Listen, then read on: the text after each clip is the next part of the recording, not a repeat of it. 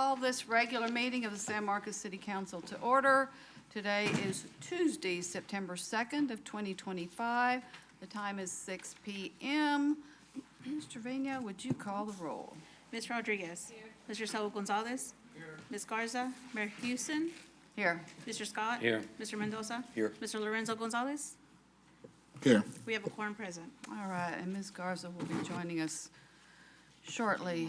Our invocation this evening is to be given by Reverend Rachel Joyner of St. Mark's Episcopal Church. Is Reverend Joyner here? Okay.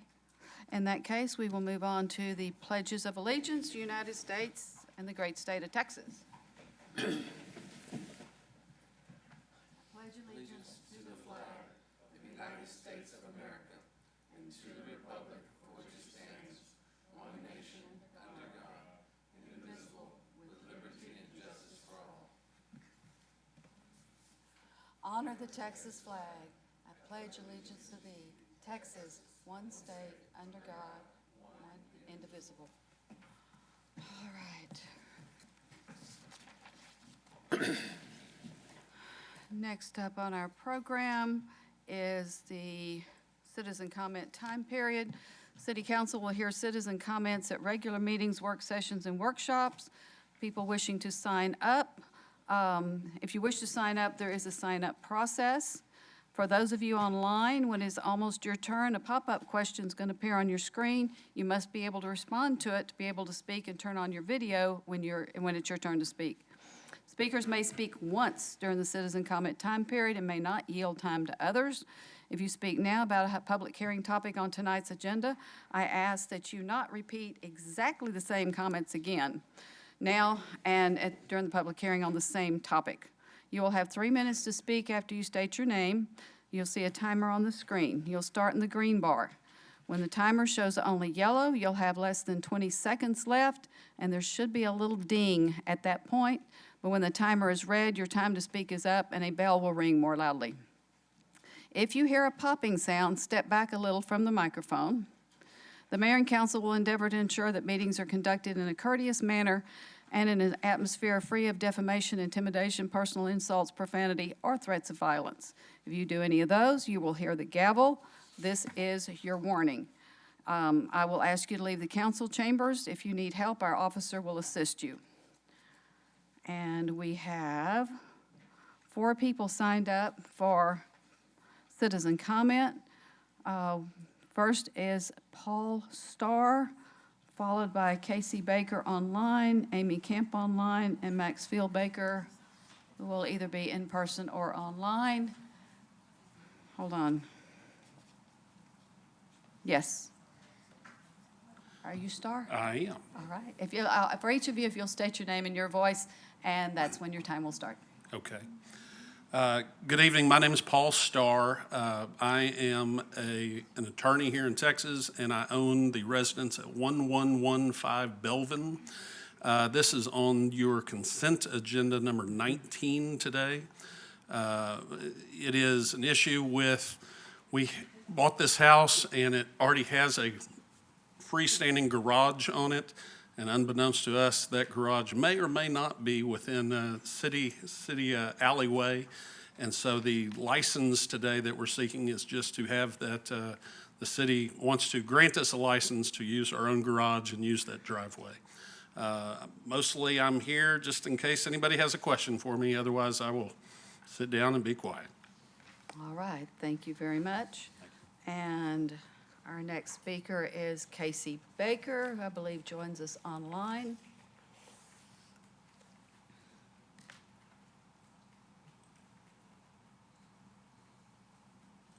I see her on the list. I see her video. Casey Baker, it is now your turn.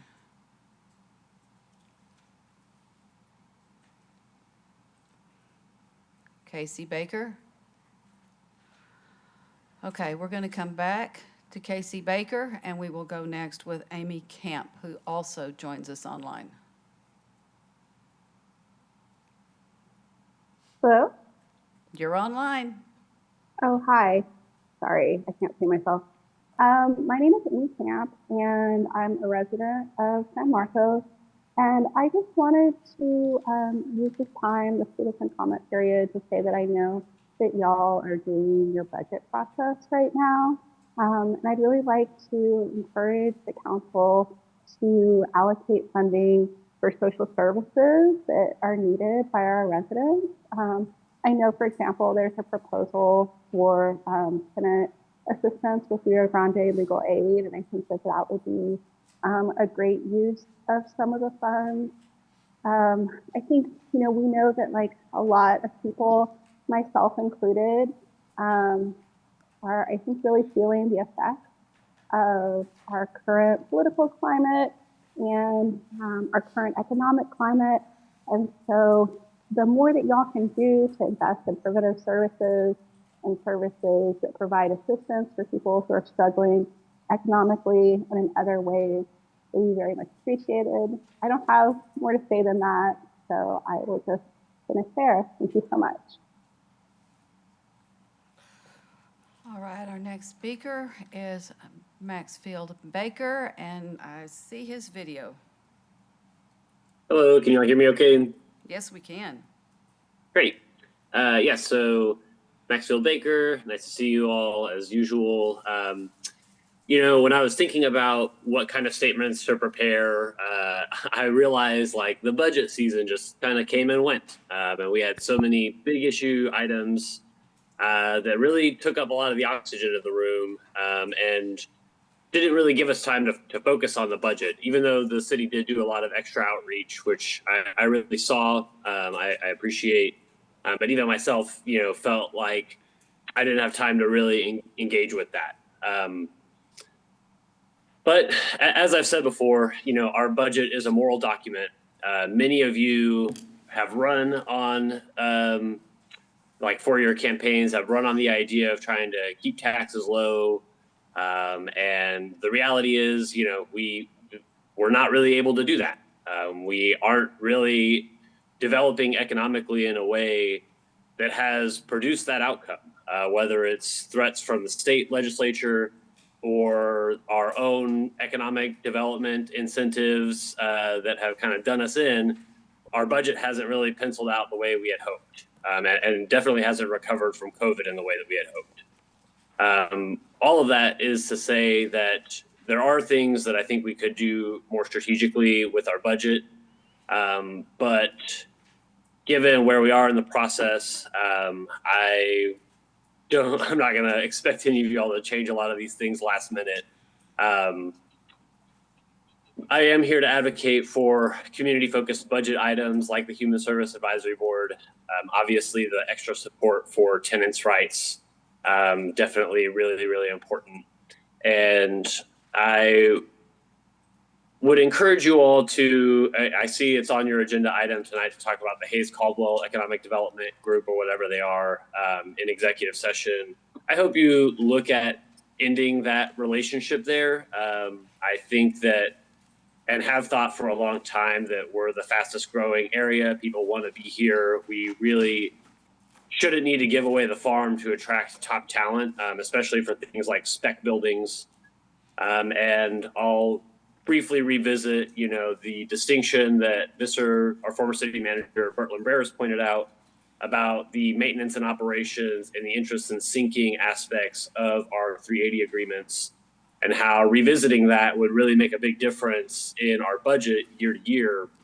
And, the reason we didn't pursue that was because the Hayes Caldwell, formerly the Greater San Marcos Partnership, encouraged us to compete to the bottom with our neighboring communities. And so I hope you all pass a community-focused budget, and I hope you really consider those other issues that I brought up. Thank you. Our next speaker is William Little, and then I'll circle back and see if Casey Baker's audio issues are resolved.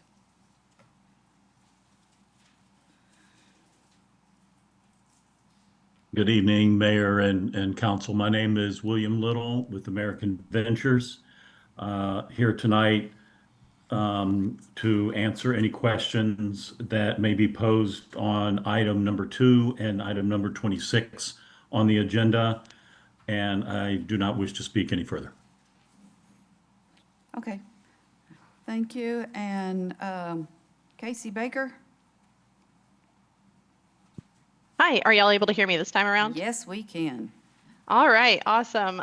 So my name is Casey Baker. I am speaking in support of the funding increases for the Human Services Advisory Board funding. As we're looking at our budget for the next year, I think it's important to reflect back on the year before and how many of our essential organizations throughout the city were trying to get a little bit of funding to help with their mission, to cover the expenses that they incur helping out our community. With so many organizations trying to get so little funding, it kind of became an issue to where organizations were kind of pitted against each other in a sense. I think that this could be resolved by increasing that funding, by really kind of putting our money where our mouth is and saying that we support our citizens by supporting the initiatives that help them out in their day-to-day lives.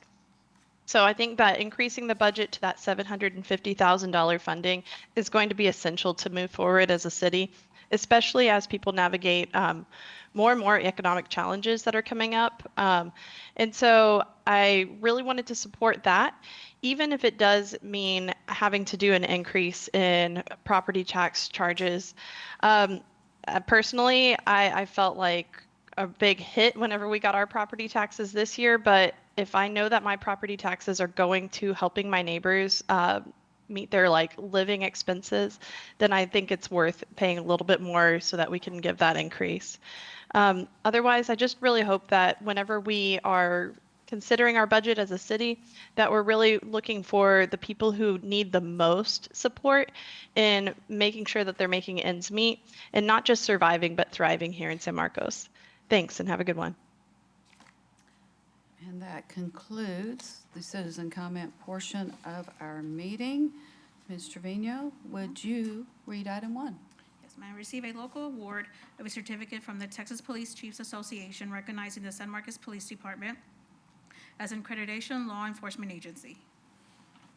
Ms. Reyes, is this you? We'll turn it over to the folks who are already at the podium. Thank you, Mayor.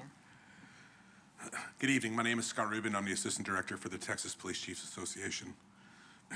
Mayor, members of the City Council, Chief, distinguished members of the San Marcos Police Department, citizens of San Marcos, and honored guests.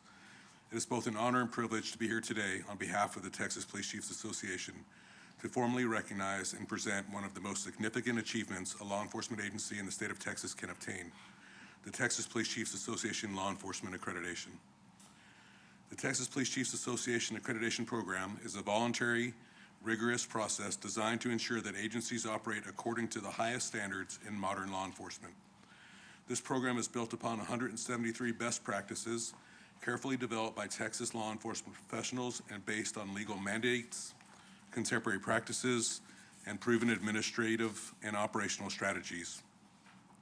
These best practices address a wide range of critical law enforcement functions, from use of force policies, officer safety procedures, to internal investigations, pursuit guidelines, evidence handling, and the protection of individual rights.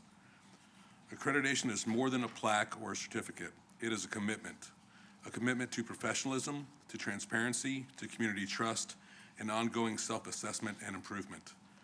When a department earns accreditation, it affirms that its policies and practices are not only consistent with the law, but also with the highest ethical and professional standards recognized in the state. It means that the citizens of San Marcos can have full confidence in their police department, is operating at a level of excellence and accountability that few others achieve. The road to accreditation is demanding and comprehensive. It requires years of work, an extensive review of departmental policies, operational practices, training, records, reports, and organizational procedures. Once that internal work is complete, a team of independent assessors, law enforcement professionals with years of experience, conduct an on-site review to verify the department is in full compliance with each applicable standard. The San Marcos Police Department met that challenge and did so with distinction. This achievement speaks volumes about the leadership of Chief Stanridge, the command staff, the accreditation manager, and every officer and civilian employee who contributed to this effort. It takes more than policy. It takes culture. It takes a department-wide dedication to doing things the right way, even when no one is watching. That is what you have demonstrated here in San Marcos. Your department now joins a distinguished group of law enforcement agencies across the state who have made the same commitment. There's 2,786 law enforcement agencies in Texas. Only 222 of those agencies have achieved this accreditation standard, and San Marcos was the 217th agency to do that. So congratulations and well done. All right. Mayor, Council, Stan Standards, Police Chief. I just want to piggyback on a couple of things that Chief Scott Rubin just relayed. When I got here in November of 2020, I was the president of the Texas Police Chiefs Association. Chief Les Stevens was the president of the Texas Fire Chiefs Association. So for the first time in the history of San Marcos, both presiding presidents were occupied by the city of San Marcos. That was a good year. And he and I both crafted the vision that we were going to become accredited agencies. Now, proving that fire is always easier than police, he got there way sooner than we did. Just kidding, Chief.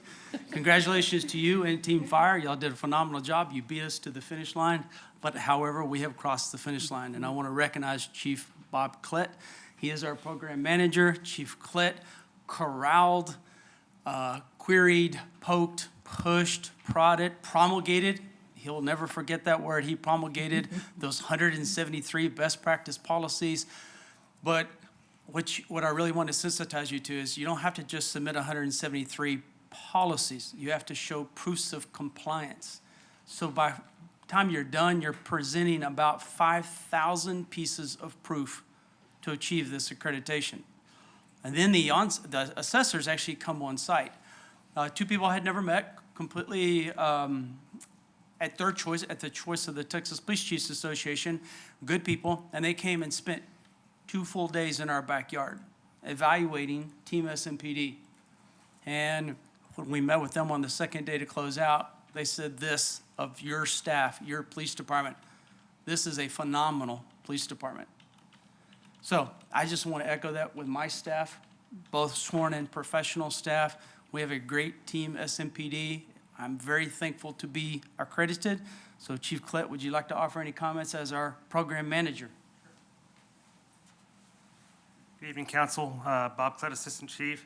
Like Chief said, we'd worked years on this progress, and I think one of the things that stood out to me the most was through this accreditation process, we were able to prove what I've known for the last 35 years working for the city of San Marcos, that we do have a phenomenal department, phenomenal staff, but more importantly, a phenomenal community that we serve, and it's a really honor to be able to show them that we match their expectations for what they deserve in law enforcement, security protection, and service. So, thank you. All right. Thank you, and congratulations to our police department.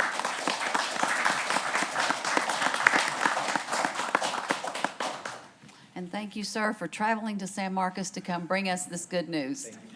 All right, thank you all. Next on our program is the consent agenda. Following ordinances, resolutions, and other items numbered 2 through 19 may be acted upon by one motion. No separate discussion or action is necessary unless desired by a council member, in which event the item shall be considered in its normal sequence after we do our public hearings. Council, I need to pull item 2. It'll simply be for postponement per the applicant's request.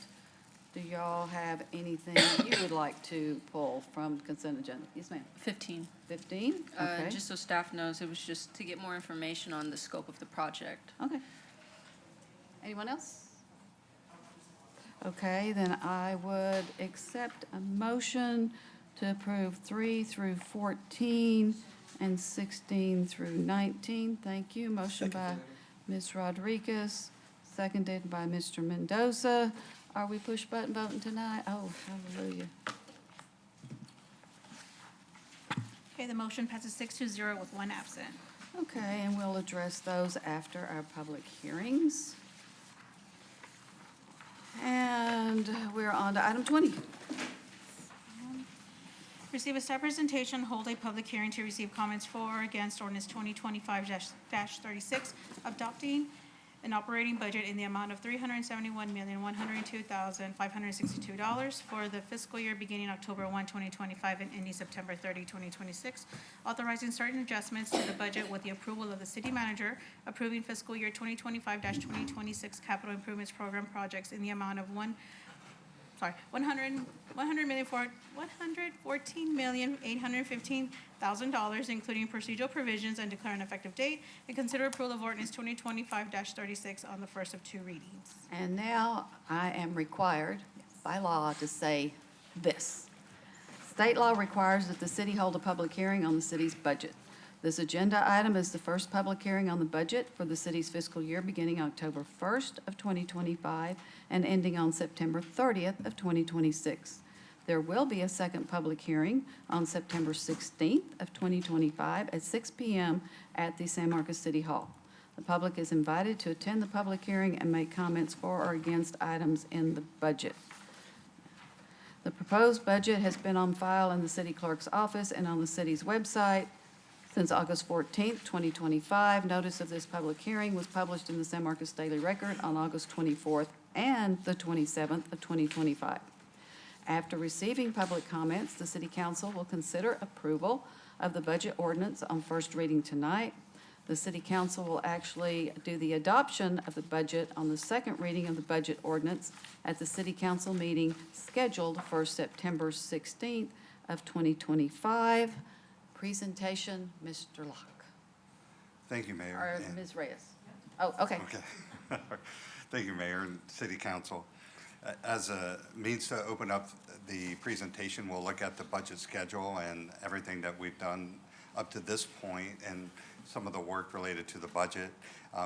This process began with City Council visioning a strategic planning work session in January. City Council held a budget policy workshop in February and adopted a budget policy in March that the city manager used in building the fiscal year 2026 proposed budget. That information was shared with the Neighborhood Commission, and we received some feedback from the Neighborhood Commission in April. And also in April, we received the preliminary tax roll. Once we receive that, that gives us an idea about what our tax revenue will look like for fiscal year 26. So we held a couple more budget workshops where we provided the results of the preliminary roll to City Council, and then we received the certified roll in July. With that information, we were able to submit the proposed budget to City Council on August 19th at the last City Council meeting, and at that same meeting, City Council set the maximum proposed tax rate. So as you pointed out, Mayor, this evening, this is the first of two public hearings that we'll hold on the budget. We'll also have the first of two public hearings on the tax rate this evening as well. Next slide, please. This slide just provides an overall fund summary of the fiscal year 2026 proposed budget. It has a list of all the major operating funds, what the beginning fund balance is estimated to be for fiscal year 26, the revenues and expenses for each one of those funds, and what the ending fund balance would be. So in total, the total revenues for fiscal year 26 are estimated to be $372 million, and the total expenses $371 million. And you can see what the ending fund balance would be, $143 million. Next slide, please. We want to spend a little bit of time talking about the general fund. We've talked about some of the funding challenges in the general fund over the past couple budget workshops. And a couple of the main points are that the costs are growing much faster than money coming in. The city's two main revenue sources are property tax and sales tax, and they're just not keeping pace with the expenses of the city. Sales tax for fiscal year 26 is estimated to be lower than the actual sales tax received in fiscal year 2023. We also have 3 properties that have been purchased by housing finance corporations that would have brought $629,000.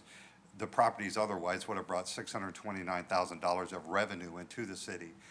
This money is included in all the tax rate calculations, but it cannot be spent because we're unsure at this point if if the decision that the court rendered will be appealed or not. So until we are certain that we can spend that money, right now it cannot be spent. Also, for the second year in a row, the value of new development has been enough to help the city break even from the declining values that we have otherwise from the existing property values. That new development has just enabled us to break even, not experience any kind of growth to keep up with the growing costs. Next slide, please. There are also multiple bills that have been filed that would further restrict the city's revenues. This is an example of one. We have House Bill 73, and there are others like it that would essentially cap the city's yearly spending. It would be set at whatever the city spent in the prior year, or it could be increased, tied to an inflation factor as well as a population factor. What this slide shows is if House Bill 73 were to be approved, how that would impact us if it were in effect today. So fiscal year 25, the total operating budget was $427 million. Depending upon how or which method was used and the bill that actually passed, that would limit the number of expense growth. If in one scenario, it would be capped at $448 million. And the total fiscal year 26 budget, including the capital improvement program, which is included in this expenditure cap bill, would be $481 million. So we would have to cut the budget by $34 million if that scenario were happen to pass. To the right of that chart, you'll see another scenario where using its calculation, the total cap would be $428 million. So that means that we would have to cut $54 million from the budget if this bill should pass. Next slide, please. The city depends on growth in sales and property tax revenue to build projects like fire stations, roads, flood control systems, and funding for these projects has been reduced in our financial forecast outlook. We were allowing funding for these projects at $20 million a year, and that has been reduced to $10 million a year because of the stagnant growth in property tax as well as sales tax. We also depend on it to keep up with the rising costs, so services aren't reduced or impacted that we deliver to the community. As a reminder, in fiscal year 25, departments kept their budgets flat, and in fiscal year 26, the departments together cut $100,000. It's also important to remember this could be the last year that the city has the ability to adjust the tax rate due to Senate Bill 10. An amended version was passed by the House, and if that, which would reduce the voter approval multiplier from 3.5% to 1%. If that was in effect today, that would lower the voter approval rate by 1.5 cents, which is the equivalent of $1.4 million. As we discussed at the last meeting, a tax rate of 67.69 would bring in an additional $3.6 million in property tax revenue compared to the tax rate of 6.496. Next slide, please. This slide provides some ongoing current and future needs of the city. With that tax rate of 67.69, the total of $3.5 million that would be made to cover some of these expenses, $2.2 million of that is available for ongoing needs, and $1.3 million would be available for one-time needs. And what this slide is showing, this is ongoing needs right now of the city. The light green color is a critical community need, and that is our emergency medical services funding. We're estimating, pending the final review of a study, that it will take around $2 million of additional funding to continue with emergency medical services. We also have in the light blue, the staffing for engine number 7, and this is pending award of the SAFER grant. And the gray color is ongoing staffing that was previously approved. And you'll notice that the gray and the orange color, for the most part, have check marks by it. This expense needs to be covered because it was previously funded by federal funding, whether that be through COVID dollars or ARPA dollars. And the bottom part and the blue part is potential expenses that could be shifted to the Human Services Advisory Board as a potential funding source. I have a question on that real quick. So this is not something that we're deciding today, though, correct? This isn't something that council needs to decide on today necessarily, no ma'am. At some point, depending upon the tax rate that the city council does set, it will impact how some of these expenses are handled. If some of these expenses, if the tax rate isn't set high enough, then some of these expenses would need to be reduced from the budget. Correct. So, and I think that the thing that I would really just ask council is, you know, our commitment is to, number one, if we know that EMS is going to be something that the city of San Marcos is going to have to deal with, we're going to have to make sure that that is funded appropriately. So that's why we kind of jumped that ahead of some of these other things. But then the second thing would be the staffing, to make sure that the people who are currently employed, just to make sure that those things would stay. And so anything else are things that we can look to see what would be the operational impact if those things went away. So any of the things that you see in other, for example, on the peach colored, orange colored, then those are things that we'd have to see if there would even be a possibility of having that go away and what that would mean. And then the purple is what we were thinking, that if mayor and council would like to see these things continue, that could be shifted to the Human Services Advisory Board process for their contemplation in terms of how they prioritize compared to the other organizations that apply for those same funds. Okay.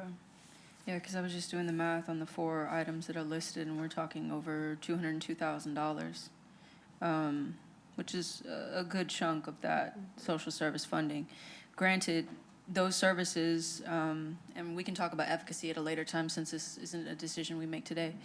Those services are critical. That's not lost on me, but I think I just have some concerns on potentially moving that to HSAB and not taking a more, and I get general fund is the burden is high.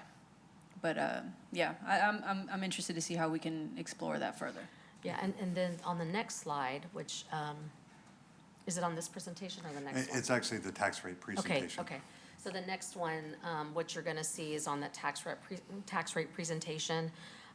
What we discovered is that when we were looking at the 69-67 in terms of being able to prepare for next year for absorption of costs, is that basically you're also gonna have the opportunity for $1.3 million in one-time funding, not recurring because we need to create capacity for things. But this year, there's $1.3 million that we can work towards and see what that goes towards. And so we'll get into some of those ideas, and we looked at some of the deferred capital outlay, which is equipment purchases that we have not been able to do because there's never enough funds to be able to go around. So we looked at things that had been requested multiple years, or things that hadn't fallen at the height of the priority list. And then another thing is that I know mayor and council, y'all have told us very, very directly, and even part of your strategic plan, that y'all would like for us to have a participatory budget process.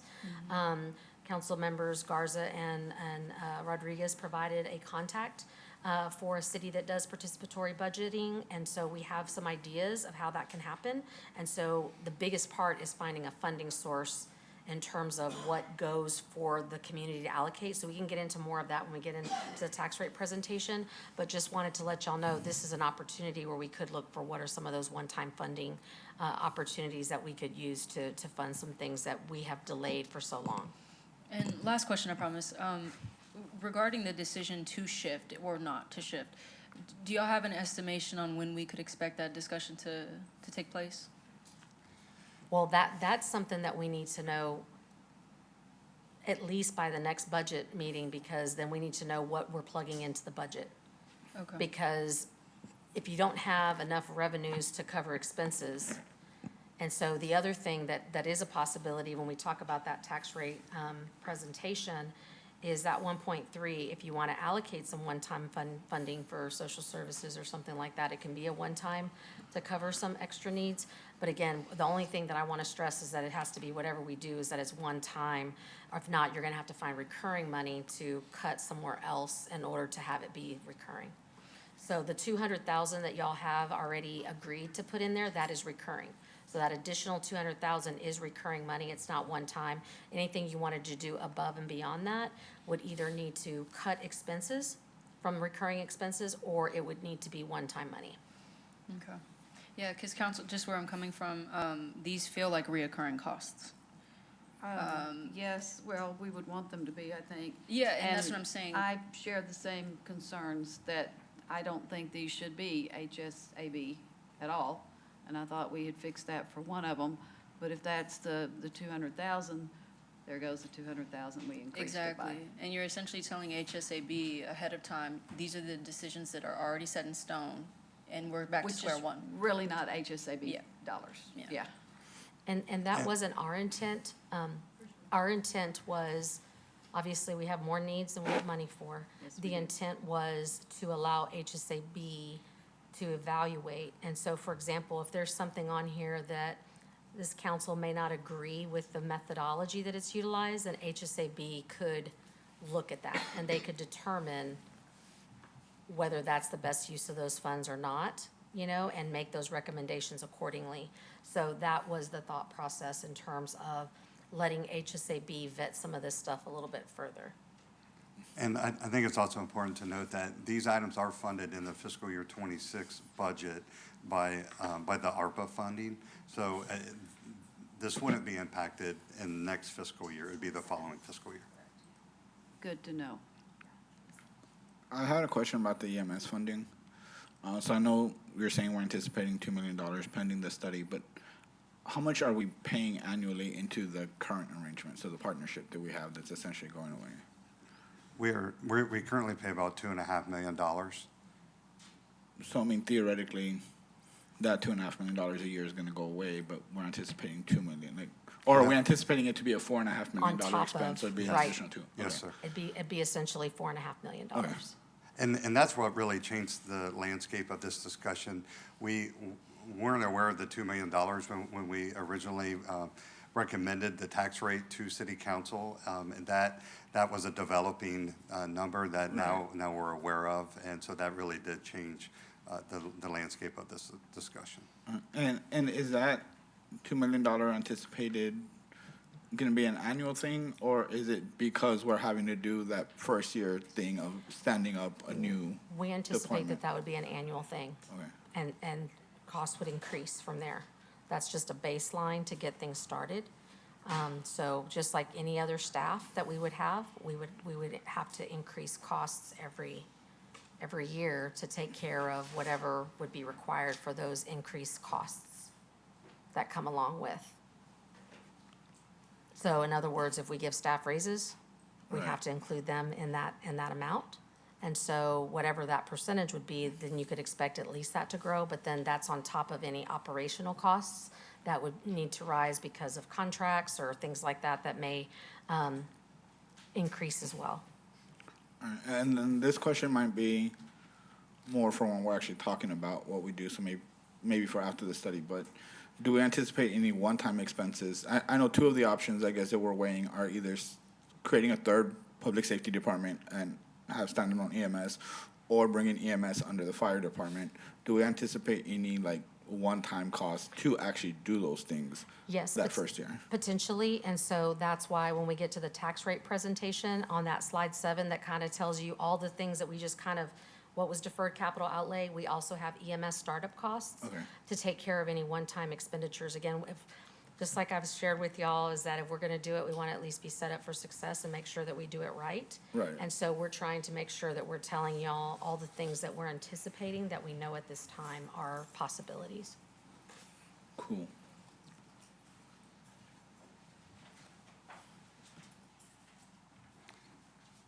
Next slide, please. This is how staff has responded to this point, and we've already implemented a managed hiring program. This will help manage costs and generate some salary savings whenever a certain position turns over. We've maintained or reduced operational expenses. We review staffing to see if work can be done more efficiently with fewer people as attrition occurs, prior to just refilling or just authorizing a position to be filled because it's vacant. We're going to update the vehicle leasing study to ensure that the program is still cost-effective based on the current interest rate environment and cost of vehicle ownership.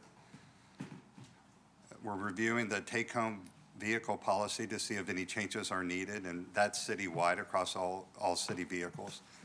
And review how vehicles are assigned across departments to use them better and to lower costs, just to make sure that our vehicle fleet is right-sized. The major takeaways is that service delivery and infrastructure costs are outpacing the city's ability to pay for them. Setting the tax rate at 67.69 cents will better position the city to address current and future needs. With the emergency medical service delivery model changing, it is unknown what that total impact will be. Currently, we're estimating that to be $2 million. Previously approved expenses for federal that were funded by federal funding will expire. The federal funding will expire in the amount of $1.1 million. This may be the final year that the city has this level of flexibility to adjust the tax rate with past and pending state legislation.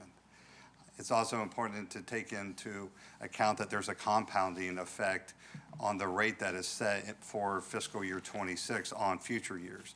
Whatever that multiplier is, whatever it's lowered to by any state legislation or what any cap is put on, the higher that our tax rate is for fiscal year 26, the better position the city is moving forward, because it'll just be that much higher that whatever the multiplier is, that the city's tax revenue will be able to increase by.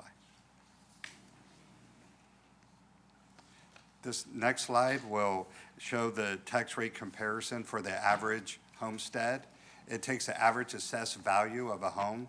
It's $365,000 for fiscal year 25. And we estimated that that same homestead would have an average assessed value of $347,000 in fiscal year 26. This was done by looking at a study performed by Zillow on single-family home values that were in the 35 to 65% range. So that captures that average value. When you factor in the homestead exemption, you arrive at the taxable value, and you can see between 25 and 26, that taxable value decreased by $17,900. So the annual tax bill at the current tax rate in fiscal year 25 to 60/30 would be $2,112. And in fiscal year 26, if the tax rate were set at 67.69, would be $2,250. So that is an increase of $137 annually. And if you looked at that on a monthly basis, it would be $11.48. You can also see there what the annual savings from the homestead exemption would be. It's currently $90. That would increase to $102. So I had a question on that. I know in my last one-on-one with the city manager, we discussed it without naming names. Certain communities in our city are artificially inflating the average home value. Were we ever able to find a way to, for lack of a better word, find a more realistic, quote-unquote, average home value? Like if we subtracted those more economically advantaged communities? This just takes the average value.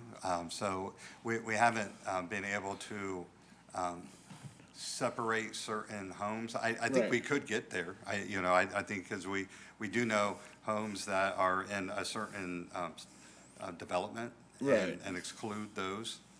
Yeah, because I mean, I guess it's just kind of us being conscientious about it, but I know not all our neighbors are sitting in $350,000 houses. So not all our neighbors are actually going to see a $137 tax increase. Correct. Isolating Right. those specific neighborhoods, and then also like, where do you draw the line? And I think that's the part of it too, is just that, how do you make those decisions? And so that's why this is just bringing kind of the average of everything within the city limits. Yeah, it's really difficult with the entire city being in one zip code. Because I know like in other areas you can, or other cities, you can subdivide by average cost per zip code or whatever, but Or even by district, you Right. know, if you had districts, then you could do it by that and you could see, but it's kind of hard to do that with us all being all one. yeah.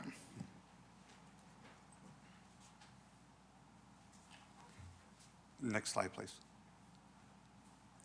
This is a utility bill comparison. This compares what the average ratepayers for each one of the utility services are paying in the current year, fiscal year '25, and what that average payer would pay with the proposed rates, and there'll be a separate public hearing for each one of those proposed utility rate increases this evening as well. And it shows the change between fiscal year '25 and '26. So across all of the different services, if a citizen had electric, water, wastewater, stormwater, resource recovery, and community enhancement, the average payer currently is paying around $272 monthly, and that would increase to $289, which is an increase of $16, or a combined increase of 6%.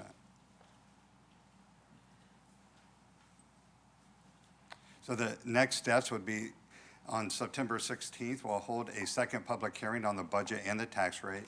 We'll also hold a public hearing on the fiscal year 2026 fee schedule. We'll vote to adopt the fiscal year 2026 budget, ratify the property tax revenue increase, and set the tax rate. And that concludes my presentation. Okay, then I will open the public hearing on item 20. No one signed up in advance, but I will open it up to anyone in chambers, in the lobby. If you would like to comment on item 20, which is the budget, now's the time. Seeing no one coming forward, I will close the public hearing. And I will await a motion. Second. Motion by Mr. Scott, seconded by Mr. Mendoza. Questions, thoughts? Go right ahead. Oh, wait, it didn't stay. I beg it. Thank you, Mayor. I was tuning in on the drive here, and that slide where we're talking about, it's like the multicolored chart that has one-time expenses and the stuff that we have to kind of figure out how we're going to address when the ARPA money, yes, that one. Specifically, the mental health clinician and then the Evoke Wellness, that conversation prompted me to just contemplate, like, I guess my question is, when we talk about, hi Chief, one-time expenses, would setting aside funding for MHCC initiatives be considered something that could be one-time expenses? So in the mental health, what was it, Chief, Coordinating Committee, MHCC, Chief is part of that as well. We have been asked to contribute to different initiatives that a combination of stakeholders, the county, an adult mental health working group, and a, I guess, youth mental health working group all come up with. But I guess the barrier that I've encountered is we don't have money set aside for that. So like our one-time expenses, that type of money be able to be used to cover either, I guess, any of those things or MHCC things. So I think that one of the things with the mental health clinician, and Chief, correct me if I'm wrong here, my understanding is we were taking it through December 2026 because of ARPA dollars. After that, it was going to be something that there was going to be a grant, or the entity where that clinician is housed would take that over. Things changed since then, correct? Sort of. State Standards Police Chief. The original vision was that ARPA would get us up and running, so we have an embedded mental health clinician. She is what's called a QMHP, a Qualified Mental Health Professional, and she's actually co-housed in the mental health unit, so it's a co-responder unit. And we, through ARPA, were able to sustain that through 2026, at which point she is still a Hill Country employee. So she is employed by Hill Country MHDD. We just pay them indirectly through ARPA funds. That ends. Hill Country has applied for a grant, but you all know that state grants right now are frozen. So nothing is being allocated. So what Hill Country cannot tell me even to this day is that they will receive grant funding to pick up that critical position at the end of 26. Gotcha. Okay, maybe I'll have my question a little bit better fleshed out so I can like talk to you all one-on-one on that. I do think I'm just like trying to articulate without going down a rabbit hole about the background, like all the progress that our city alongside the county has done towards mental health. And I do feel strongly that the city of San Marcos has really spearheaded that conversation and really contributed a lot of staff time, particularly with Chief being a part of the BAT and being a part of MHCC, and just like the different conversations we're having to kind of set a good standard of how we address these things. So I'm curious to see how we're taking those things into consideration for this budget. Also in specific, also how we could put money aside for MHCC initiatives, which again, the whole point of us appointing me there is every other municipality also appointed somebody, and we're being asked to go and, secure support from our respective Bodies, yeah. yeah, to contribute to some of these initiatives, and it's initiatives that they all work together, right? Like, we brought up Evoke Wellness, we brought up Mental Health Clinician, and all these other initiatives too, like they're all needed towards the larger goal of addressing mental health and diverting people. And I couldn't agree more that that's important and it's a critical issue. It's a matter of how, where do we find the capacity? I think that, with this going, it's still going to be funded until December of 2026. So that would put us into the fiscal year 27 funding cycle. So it's something that at least what we can do is just make sure, based on available capacity, but also as you get through your visioning process and those kinds of things, that if that's a priority, that you say that you want, if there's any available capacity for recurring expenses to go to something like that, then we get that direction, and anything that we would bring back would have something like that in there. So there's still opportunity to have those conversations, because we still have that funding, like I said, until December of 2026. Does that make sense? Gotcha. Yeah, there's just like additional things that we were asked, and I think the city of San Marcos is the only municipality where the conversation with the county did not involve their mayor or their, committee appointee. And so, but you've briefed us on it, like they were asking for other things, like community paramedic, and I forgot what else. So it's stuff like that. Yeah, just something to consider. I'll flesh this out more. Maybe I'll pick your brain and your brain before the next meeting. And Councilwoman, to your point, The city council required that we go back on the JAG grant, Justice Assistance Grant, to see if that could be retooled, repurposed for the purpose of mental health. The county is still awaiting an answer from the federal system. If that is a go, then I could see those seed dollars being used either for that clinician or the second initiative of MHCC, Mental Health Coordinating Committee, That's right. is we want to embed 2 community paramedics. That's right. One would service the city of San Marcos and Kyle, the other would service the county and all the other municipalities.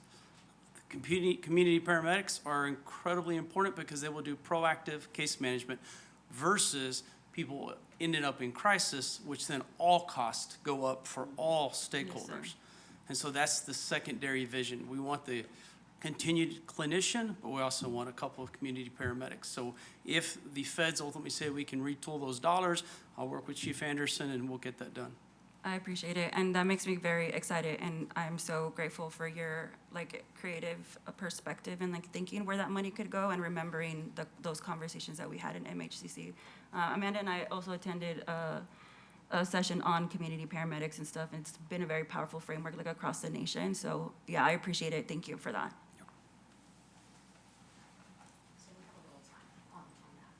That's good to know, because for me, talking about HSAB, there's always 1.5 to 2x dollar requests versus what we have.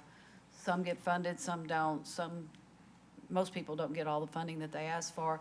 It almost makes this mental health clinician look like it's optional, and for me, it is not optional. We've tried it, we've seen the success, and so to not, and I get now that this is going to be in the future, but to not see that that's a have to in the budget was disappointing at best, but we'll figure that out next year. No, and I understand that, Mayor, and the only reason that was there was because of the thought and the understanding that we were supposed to carry it through 26, and then that this other funding would hopefully do that. That's the only reason there. It's not because of the importance. I agree wholeheartedly that that is a critical issue as well. But we thought there was going to be another funding source for it to be able to do that. And this is really just teeing up so that y'all have this information to think about as we get to next budget process, because for FY26, these things are all in there. We don't have a problem with that being in there. As long as you set the tax rate at what is currently being contemplated, then that should not be an issue. Then you're going to be able to look at the $1.3 million and see what we do on the one time, and that's part of that next presentation. Got it, thank you. Thank you. I'm sorry, we are at questions, presentation. I'm looking at you like next slide, and no, we finished that part, we finished. Other questions on the budget? We have discussed this multiple times, and our last discussion at the work session of our last meeting, I think some really heavy stuff happened and some decisions were made. So, is there anything else about the budget before we vote? Seeing no commentary, Ms. Trevino, I think we're ready. This is item 20, the budget.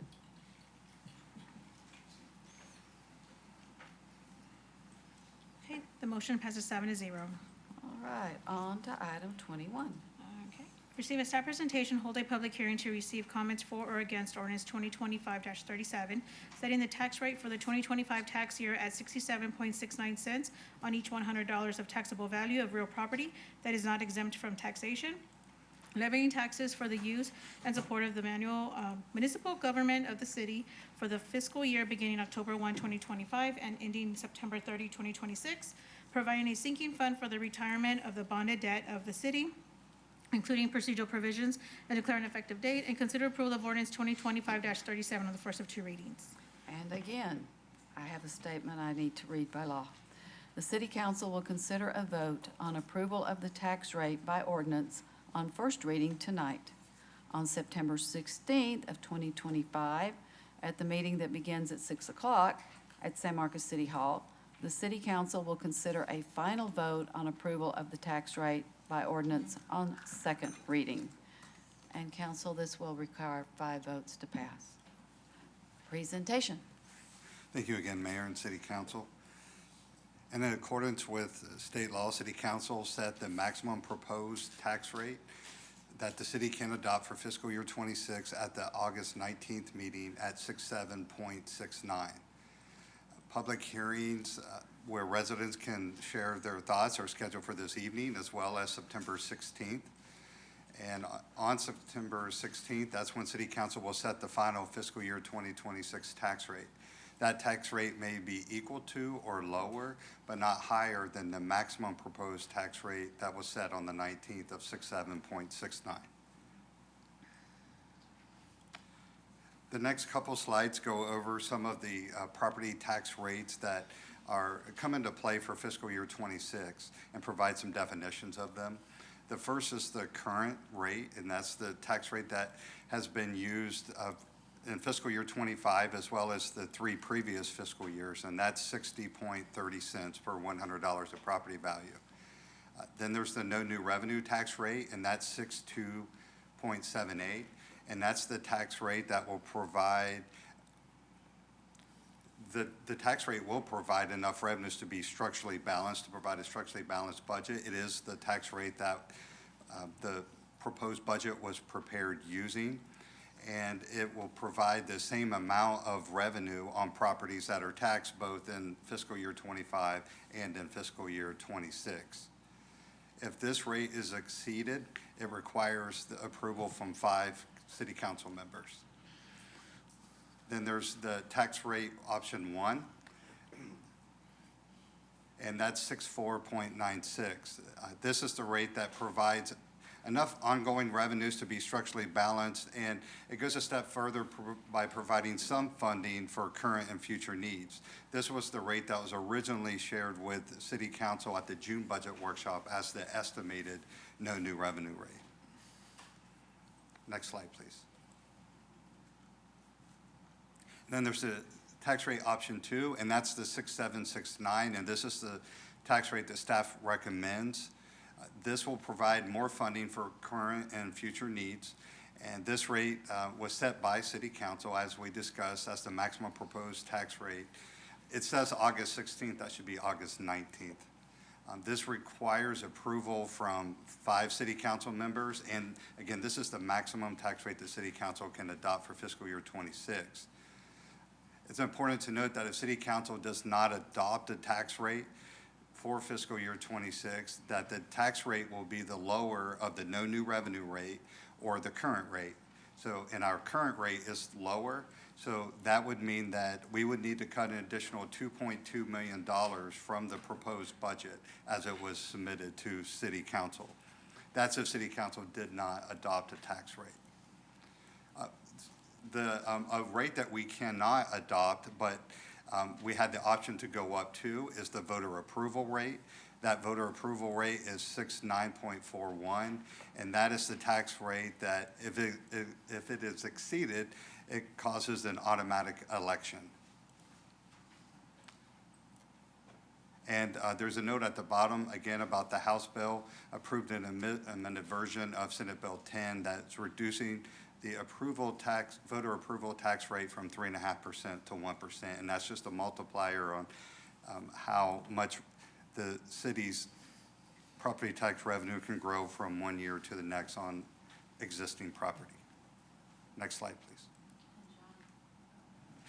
Just because I gave an update the last time about SB 10. Jump in there. Today, that 1%, or changed to 1%, that did happen through the House version, but today the Senate decided not to concur with those changes, meaning it's going to go back into a committee of both bodies to hopefully agree on something. So, I mean, it's already terrible, but they made it worse. And so the hope is it can go back to the least worst version. So just an update for everybody. Oh, that's good. Thank you.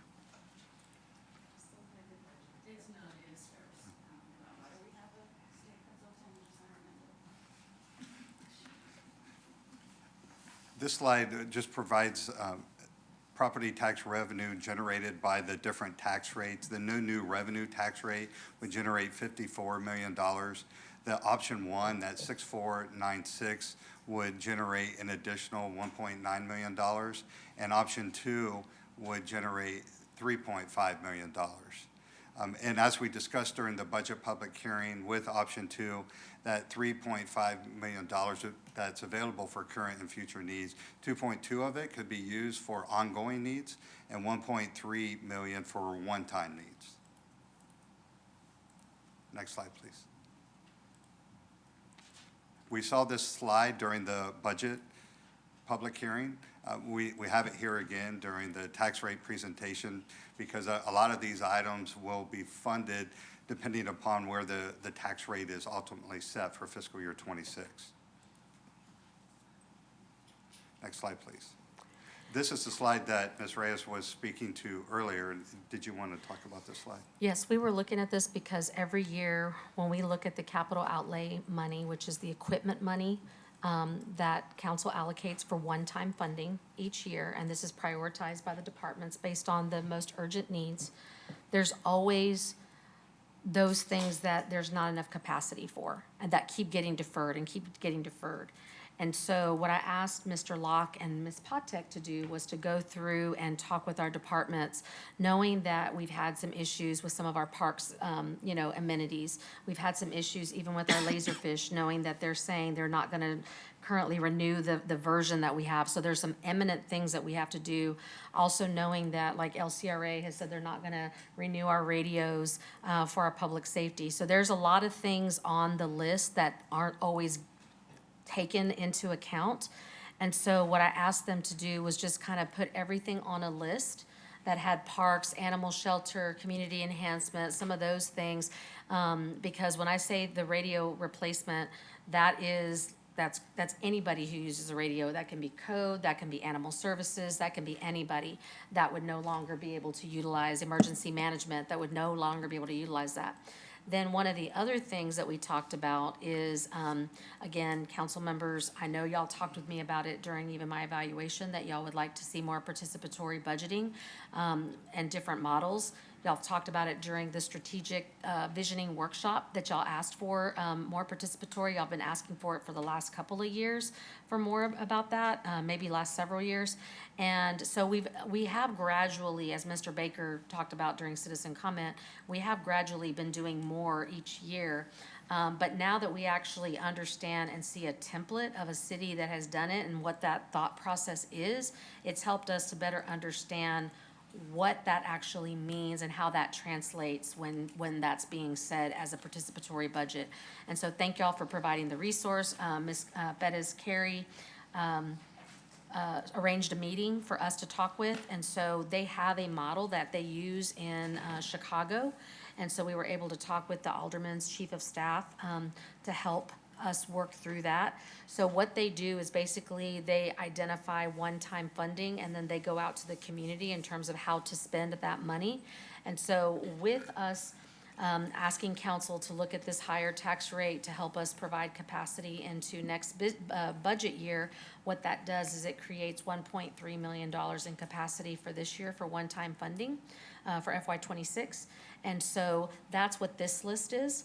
And what we're saying is that for the participatory budget, we could look at council setting aside a certain amount of money. We're putting $250 up there as that one-time funding source that would help us kind of kick that participatory budget off. And so this would be something that the way that Chicago does it is there's very, very strict parameters on what that money can be used for. It's like infrastructure kinds of things for the community, and they can decide how that money gets utilized. And so the community actually votes and all of that in terms of they form committees and all that. So there is a very prolonged process, but it's not looking at their operating budget. The operating budget stays the operating budget. It's just a source of money that is one time that the community feels like they have some input and that it actually translates into a vision being realized in terms of what things that they feel are most important for us to have in terms of infrastructure for the community.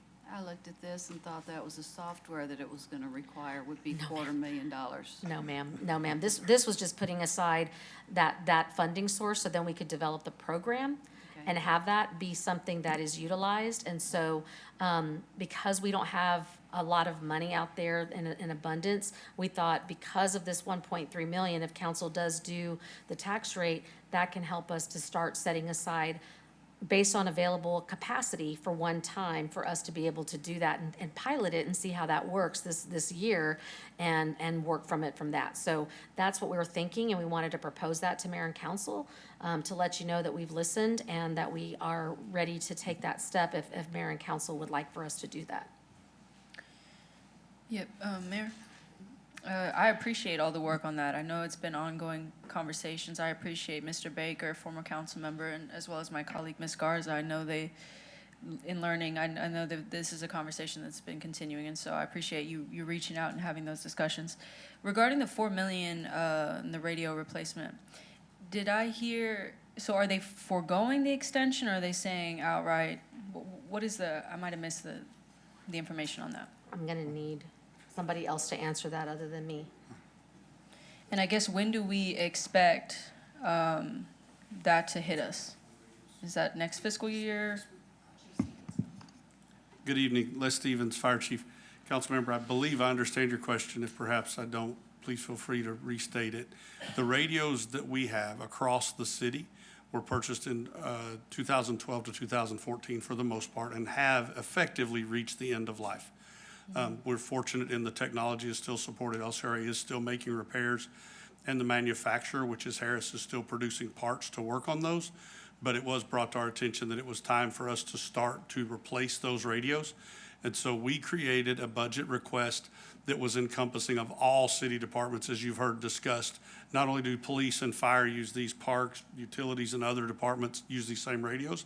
And so this was a phased-in approach that could be budgeted over 4 years.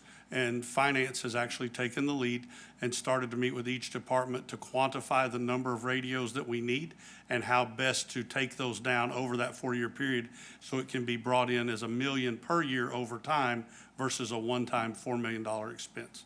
Does that speak to your question? It gives me more context. I guess I'm trying to understand the role of LCRA and all of that. Like, You was and there me both. discussions that prompted us towards that phasing out? LCRA here is, they're a sole provider. All of the infrastructure, unlike other municipalities that I might be familiar with, or even Chief Anderson, LCRA provides the infrastructure on which all of our radio communications lives. The towers and the repeaters and all the different equipment is LCRA. And they do, for the most part, own that outright. And they provide it to us as a service because they need it for their benefit for their electric utility business.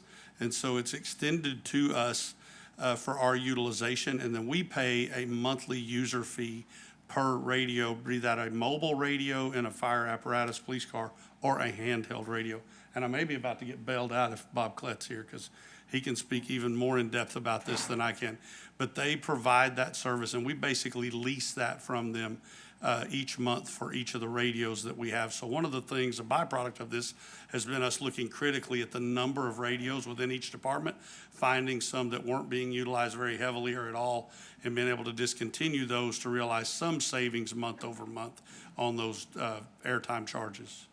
So as that phase out happens, I'm guessing you're saying $1 million a year, so that's over 4 years. We're still having an agreement though with LCRA. Absolutely. Okay, LCRA okay. is not asking us to do anything different other than just like the city has a replacement program for laptops. This is a replacement of the actual radios themselves. Okay. Either the handhelds that the individuals carry or what we call mobile radios, which are what live in the vehicles. Okay, that context helps. And it's one of those things where sometimes as I understand it, is that because they don't want to have the platforms to support those older radios. So that, if as technology changes and evolves, they don't want to have to support that older technology. And so that costs them more to have to keep up with these older systems. So that's where I was saying that they're going to phase out some of that, and it ends up being that we have to jump onto the newer technology so they don't have to do that. Yeah, that makes sense. I mean, if it's a matter of the items itself being antiquated and, needing new ones, that makes more sense. I just wasn't sure about the role of LCRA and those things, but thank you for the context. I learned this lesson on your dime last time. We wound up having to buy used radios from other municipalities to scavenge parts to keep ours going until they could be replaced. This time, we're being a little more proactive. Mr. Gonzalez. Chief Standridge? Well, thank you, Mayor. My question to the chief, talking about the radios, are they going to operate with y'all's as well? Or are those going to be two different types? They're all the same. Stan Staters, Police Chief. Yes, sir. The radio system that we use is for all city departments. We operate on the exact same radio. We just have different talk groups, different talk channels. And to your question, Councilwoman Rodriguez, the way I look at LCRA is I have a cell phone, but absent AT&T, it's just a paperweight. I have a mobile radio, absent LCRA, it's just a paperweight. So they're the provider, the vendor that allows the system to actually operate. Any other questions?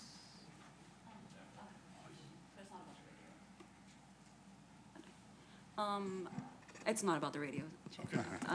So my question is, for the home repair program, I understand like the vision and the rationale for funding that, but it did prompt me to think about the CDBG program that we have, and I'm just like wondering what type of, we still have that, right, for the home, like Correct. where are we in terms of folks getting through the application process and like qualifying? I don't know that I have the answer to that, but. Right, so I guess the reason why I'm We can asking check. is because during those conversations where we came to find out that several of our constituents who expressed interest or tried to apply for that program faced barriers to qualify, one being the airship documentation, right? And so again, while I understand that these programs are super necessary and like why they're helpful to our neighbors, I also think that there is like core barriers for other folks qualifying for programs like ours. And so I'm wondering, did we explore how to deploy resources to help our neighbors in a larger scale beyond those who are trying to apply for our CDBG home rehab program, secure their airship documentation? So like, Yes. Okay. We're going to work on that more. I know that Carol Griffith and the CDBG program, they have been working on that. But Ms. Grisel Perez-Carey said that there is a workshop that is planned in October to actually focus on airship. And so that will be held community-wide. And so that those things can be assistance that we can provide to our community members to help with, what to bring, what things to look for, where to go for those resources. So that is planned on a larger scale in conjunction with the San Marcos Public Library. okay, and so I guess my question is, we have then those resources to deploy, like attorneys or working with some of the resources that we brought forth during that meeting, like St. Mary's or something. Because I remember, and again, I appreciate all the staff efforts into trying to make it so that we could get those people through the application process and handle all that. But I remember, they kept saying like, we do not have like capacity or the resources to do it at a larger scale, or like, even other governmental entities, like even San Antonio, for example, like they just said, too bad, so sad, your dad, to some of the folks who couldn't get through. So I do appreciate y'all's willingness to try on like the one-on-one level. But so I'm just wondering what has changed since then, and what resources are you deploying to now make that Mr. happen? Meagle just shared with me that some CDBG funding was put towards this Yeah. program this year. Because Okay. HUD now recognizes the problem. Remember when we talked to Right, them in okay. Washington? Yes. And recognize that's a big barrier to accessing some funds. And so they're allowing those funds to be used for that, and we set some aside. Okay, We've set some aside, and then we're going to have that workshop to make sure that people know how to access that in conjunction, again, with the library, with Ms. Perez-Carey's office, as well as with CDBG. right, okay, thank you, I appreciate it, because again, I think what was really powerful about that conversation was us all acknowledging and realizing that beyond access to home rehabilitation programs through CDBG and whatnot, it's that the lack of airship documentation was a very big barrier for our neighbors, most directly negatively impacted by our flooding events. Like their inability to have those documents ready to present is what was a huge barrier for them getting access to like FEMA aid. And so, yeah, just like longer term. Yeah, I'm interested in hearing more about that. Like, when we talk about one-time funding and stuff, it's like, it would be great if we could deploy money to even help them cover their, like, the legal fees required on that. I know we had talked about bringing in volunteers and whatnot, but all that to say, it's those type of little things that, like, I think about when we're having these budget conversations, because we have these great ideas, we have willing staff, and then it's like, but we don't have money, or, you know, or it's taking away staff time that is already used up in a bunch of other stuff because we weren't anticipating this, you know? And that's why, you know, we wanted to make sure y'all knew that this 1.3 is available. Okay. So that if there are those things that y'all would like to see us look at, but we also wanted to let you know, because y'all have said, hey, can y'all tell us if there are things that have been on the backlog, that have had multiple years, Right. that don't get funded? And so that's what I asked Mr. Locke and Ms. Patek to do, is to bring these things forward so that y'all could see what things we can do. I think what we would like is just an understanding if there is, you know, something that's not on the list that y'all want us to put on the list.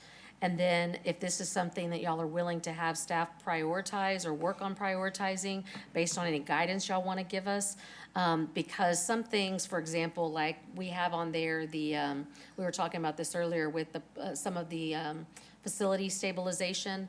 And we were saying, you know, some of that might even be able to be funded through the historic preservation money that we have now in HOP money. And so we want to make sure that we're making the dollars go as far as they possibly can. So as long as we know that mayor and council, we have some general guidelines of what y'all would like to see the money go to, and if there's anything else on the list, let us know. And then if we can prioritize that, we can do that based on that guidance, and knowing that we're looking at every funding source that's available to ensure that we're directing it to the right place. Is Thank it you. safe to assume that we will be revisiting this at Vision Workshop in January? We will be revisiting, I don't know if necessarily this, because this is the 1.3. The general topic.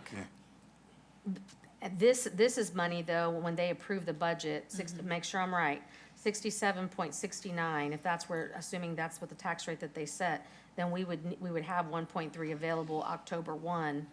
And so these would be expected to be spent between that time frame, between October 1 and September 30th. So usually when you're envisioning, you're trying to do for the fiscal year 27, so. That's what, I'm just talking about the concept. I don't mean necessarily this list, but the concept of what we're going to do in the future. And what those categories would be that we're going to consider our have-tos. On the color-coded list? The color, not Not this one. necessarily those items, but categories and how we fund things. Sure, y'all will definitely do that as you normally do during visioning, Mayor. I'm following you now. I just, that one part, I'm sorry, I got a little confused. Because on this will be that, just like you would capital outlay, any other one-time funding. So that would happen before visioning, but you're exactly right. We'd be No, I'm looking at. talking about for long-range future, which is Yes, what ma'am. visioning's Yes, supposed to ma'am. be. Yes, ma'am. You're correct. Okay, thank you. Oh, no, I was just going to speak to what you mentioned, because I do remember that discussion when we were approving the CDBG allocations. And I remember in that presentation, thank you for sparking that, it was mentioned by staff the need that the money, which, it was under 100,000, correct, Hayden? That was insufficient. So if it's possible to add that to the list, just to see when we talk about insufficient, and if I'm correct, if I'm misquoting, let me know. But if staff did mention that it was insufficient, what that figure may be to make it sufficient. Obviously, if there's efficacy and people are using it, yeah. And if we're talking about potentially $400,000, and to Ms. Garza's point, if people can't access that due to barriers such as that, then it sounds like we need to start that first. Right. So I'd be definitely interested in supporting something like that. Yeah, There's also, I know there's been some wins that we've had with the enhanced library card that's been done, but then there was also some interest in seeing how we can expand, some of that. And so our new library director, and Ms. Bettis Carey had come up with some ideas on how we can do that. Some of it would be one-time funding, some of the stuff would be recurring, so that's something we can look at in the future. But if there's an interest to look at how we can use that money also to help with some of the enhanced, library card services, we could do that as well, but that's up to the prerogative of mayor and council. Okay. Just reminding everyone, and it's fine to ask questions while we're on it, but we are still in the presentation mode. Oh, okay. ADHD. Yeah, I have one more question. When we're voting on all, or like when we're talking about this chart, are we married to this chart? Like I understand the importance of like 90% of it. I do think the home repair one I have more questions on. Yeah, I think probably because that's like the only one that's like outside of the city, like for the rest, like I just ask in piecemeal and get my questions answered, and I've gotten my questions answered, but not for that one, but, okay. So, what we're asking, and yes, we'll get through the presentation, as the mayor said, it's, what we're asking is if mayor and council are good overall with this list and having us prioritize and vet it based on any criteria that you would give us, that you would want us to, like, put first things first, and then if there's anything else that's not, on the list that y'all would like for us to add, that's the direction that we'd be looking for, and then we can work through that process based on the direction that we receive from mayor and council. Thanks. Sorry. So I have a question, and I may be Yes, Mr. Gonzalez? completely way off, but just so I'm understanding this correctly. None of these items are part of the $371 million proposed expenditures.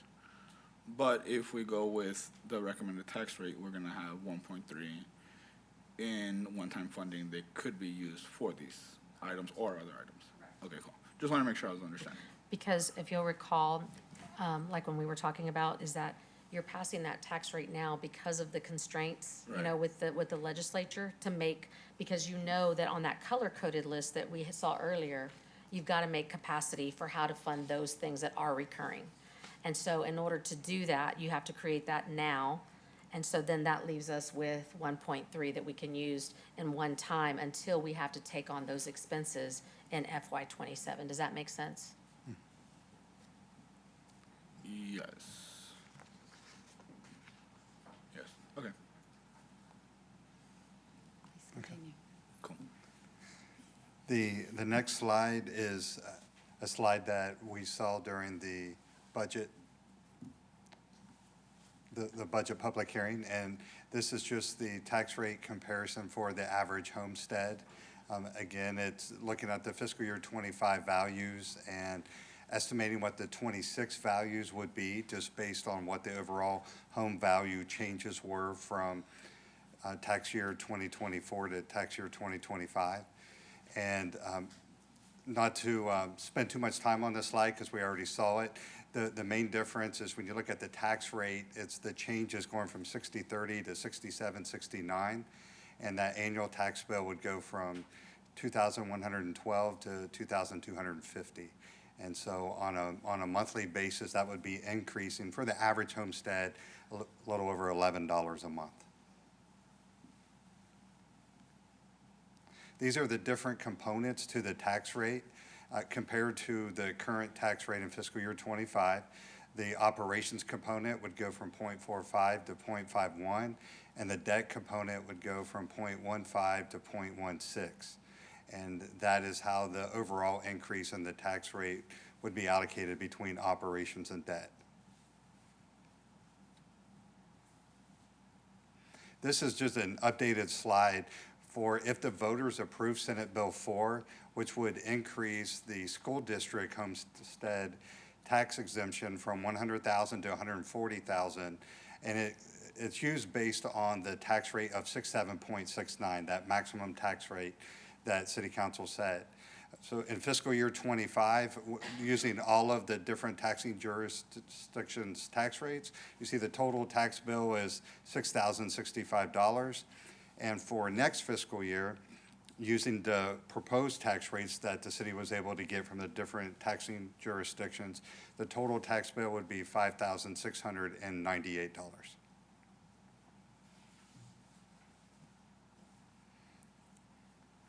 This slide shows the growth of both the home count of homestead properties within the city. So if you follow that gray line, you can see that from 2021, there was just under 5,300 total homesteads, and in fiscal year 26, there was over 8,700 total homestead properties. And what is in the blue chart is the tax relief provided by the homestead exemptions that City Council passed. The most recent change took effect for fiscal year 2023. So you can see that it increased from $300,000 to $1 million. And the amount for fiscal year 26 is $1.6 million. So that is the amount of reduced taxes that the homesteads pay, which is less revenue that the city brings in from those homestead tax exemptions. This slide provides a tax rate summary of the no new revenue rate, which is the rate that the proposed budget was submitted using. The option 1, which was that estimated no new revenue rate from the June workshop of 6,496, and option number 2, which is the recommended rate, which is 67.69. As you go through the list, you can see that they're all structurally balanced budget. They all include the increase of $200,000 to the Human Services Advisory Board. They all include the Office of Community Support and Resource Navigation.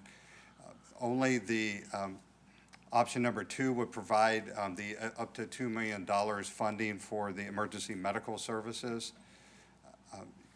Moving down to the available to address current future needs, you see that the option number 1 would have 1.9 million of recurring, and option number 2 has 2.3 million of recurring and 1.3 million of one-time expenses. Also on this slide is the fiscal year 2026 annual city tax for an average taxable value for each one of those tax rates. And then right below that is how it compares to the current year at the current tax rate of 60.30. So the no new revenue rate, it would actually be on average a reduction of $25. For the option 1, the 6,496, it would be an increase of $47. And for option 2, the 6,769, it would be an increase of $138. Also wanted to share with City Council that we met with the Neighborhood Commission the day after we submitted the proposed budget to City Council, and we got their feedback on the proposed tax rates. And there were 2 commissioners that spoke in favor of the 6,769 tax rate, and there was 1 commissioner that was not in favor of a tax rate increase. We also included the link there where you can watch and listen exactly to what the commissioner shared. So the next steps is at the conclusion of the public hearing, City Council must announce that the vote on the tax rate will occur on September 16th at 6 p.m. and will be held at City Hall. And then on September 16th, we'll hold the second public hearing on the budget tax rate, hold a public hearing on the fiscal year 26 fee schedule, and then vote to adopt the fiscal year 2026 budget and set the tax rate. And that concludes the presentation. All right, with that, I will open the public hearing. Public hearing is now open on item 21, setting the tax rate. No one had signed up in advance. Checking to see if there's anyone in chambers or in the audience out in the lobby who wishes to speak on this item. Seeing no one rushing to the podium or the microphone, I will close the public hearing. And I will again read this statement that we will consider a vote on approval of the tax rate by ordinance on the first reading tonight, and then on September 16th of 2025 at the regular meeting, which is held at 6 o'clock at the San Marcos City Hall. The City Council will consider a final vote on approval of the tax rate by ordinance on second reading. And now I'm looking for a motion. Motion from Second. Ms. Rodriguez, seconded by Mr. Mendoza for approval. Are there any further questions? We kind of worked through them with the presentation, which worked out. I like asking the question when the slide's on the screen. But it is always okay to say, I'm going to get to that in a little bit. That's okay. All right. Then, council, we will vote. Okay, the motion passes 7-0. Hot ziggity dog, because it was going to take 5 to pass that. Okay, let's take a break because we are at our usual 90 minutes. It's 7:34. I will ask that you come back by 7:40. Thank you.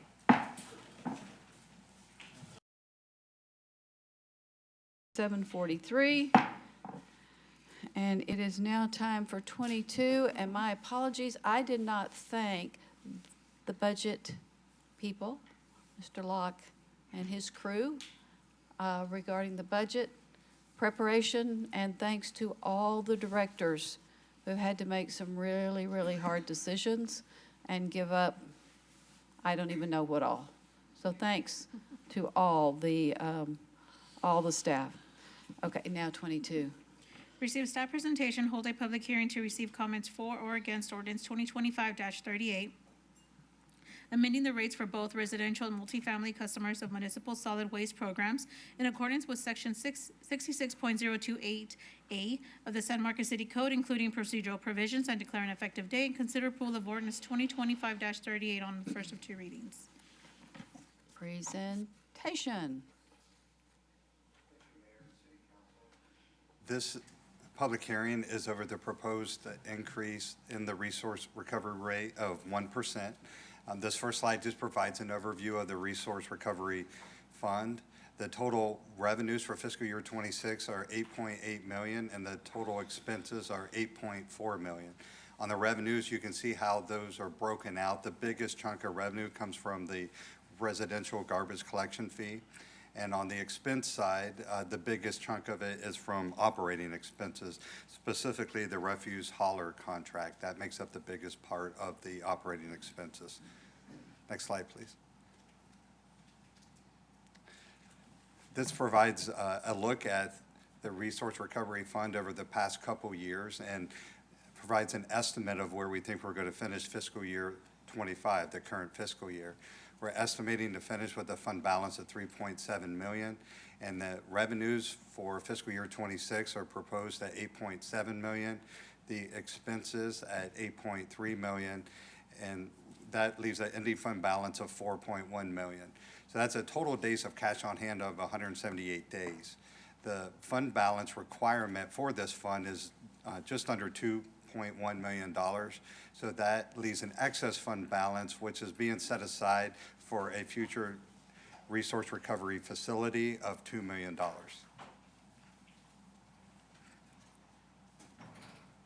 I mentioned in the introduction that the revenues will increase by a proposed 1% rate increase, as well as growth in customer accounts.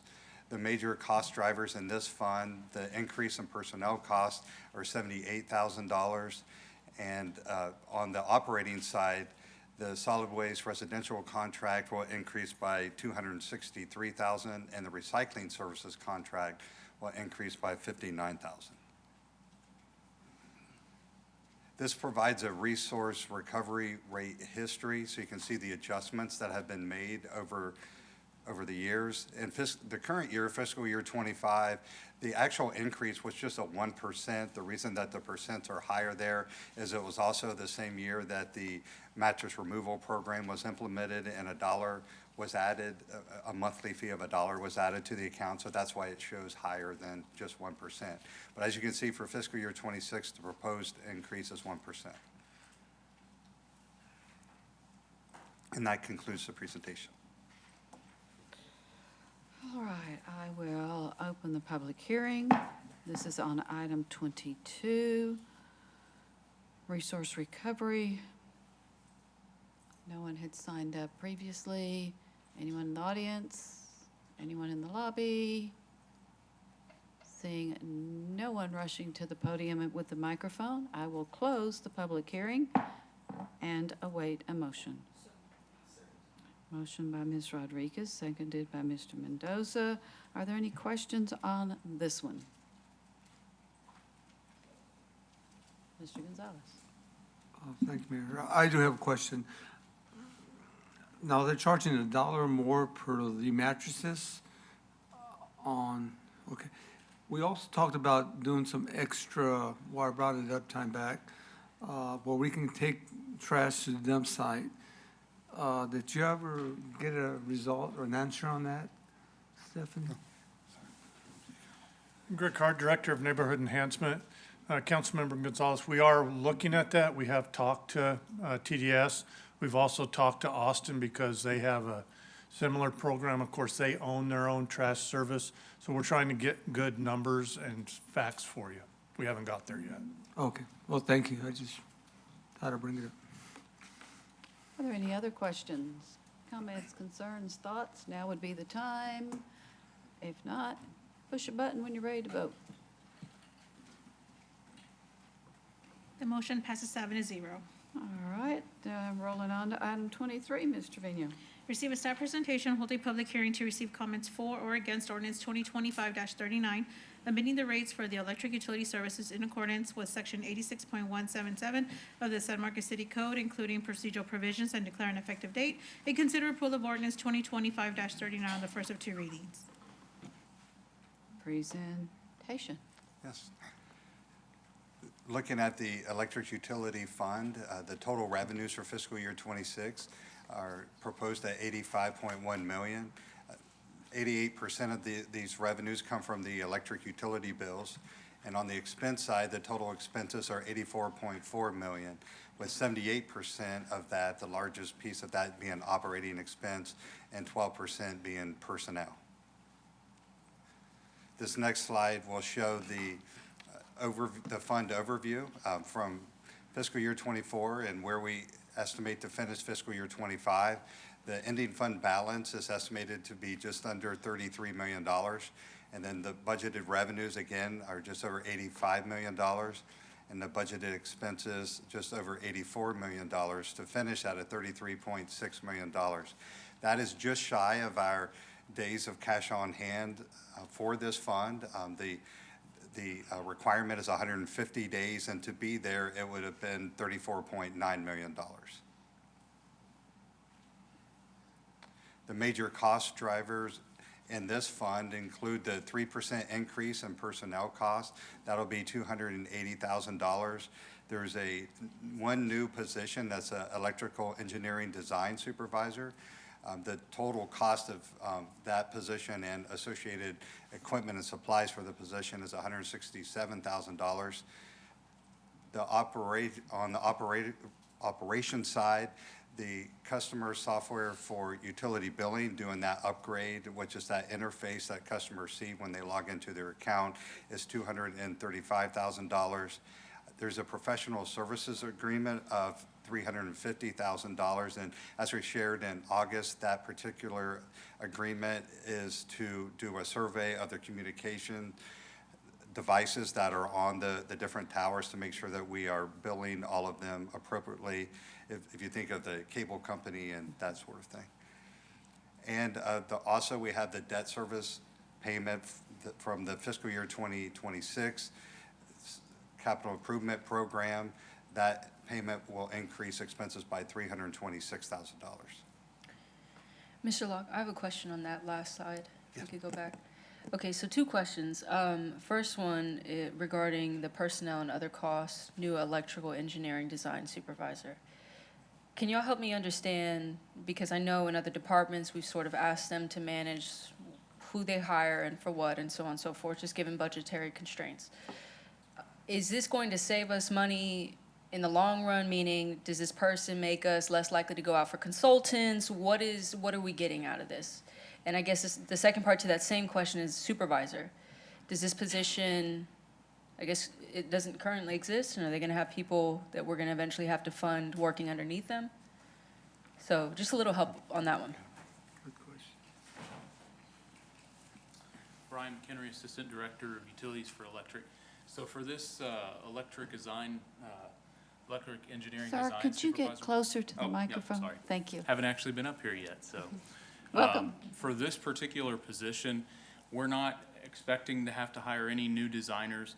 situation we're in our engineering department is that our manager over our engineering department has been having these direct reports for years. And this is something that we have needed to kind of make some changes to, because there are just, he has so many people reporting to him in the design department that our plan is we're trying to kind of overhaul our engineering department to lessen our design times to get these jobs done quicker for our customers. And so one of the changes that we had come up with for making that happen was to spread out the direct reports by bringing in a design supervisor. So that will allow us to spread out the number of people that are reporting to our engineering manager, so that he can focus more time on some of the larger projects and the substation department and those types of things.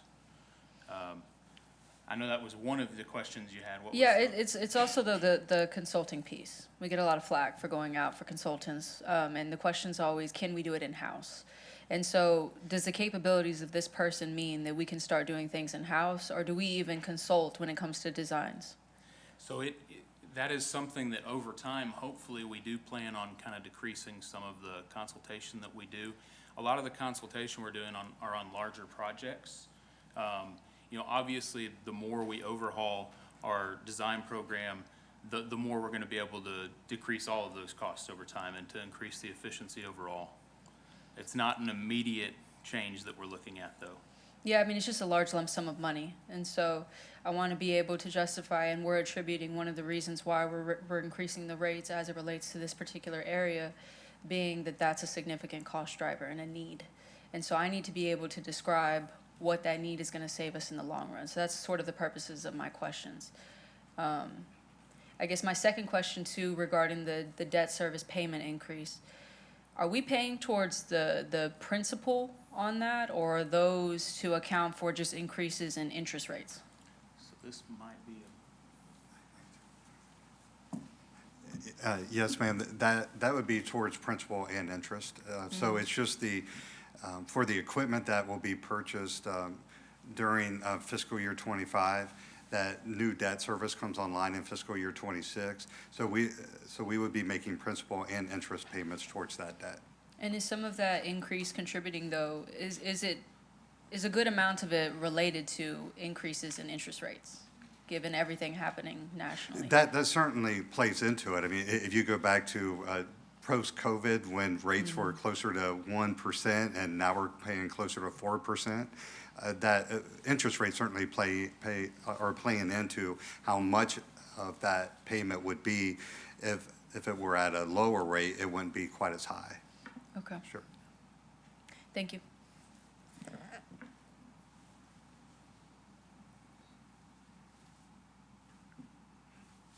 All right, thank you. If you go to the next slide.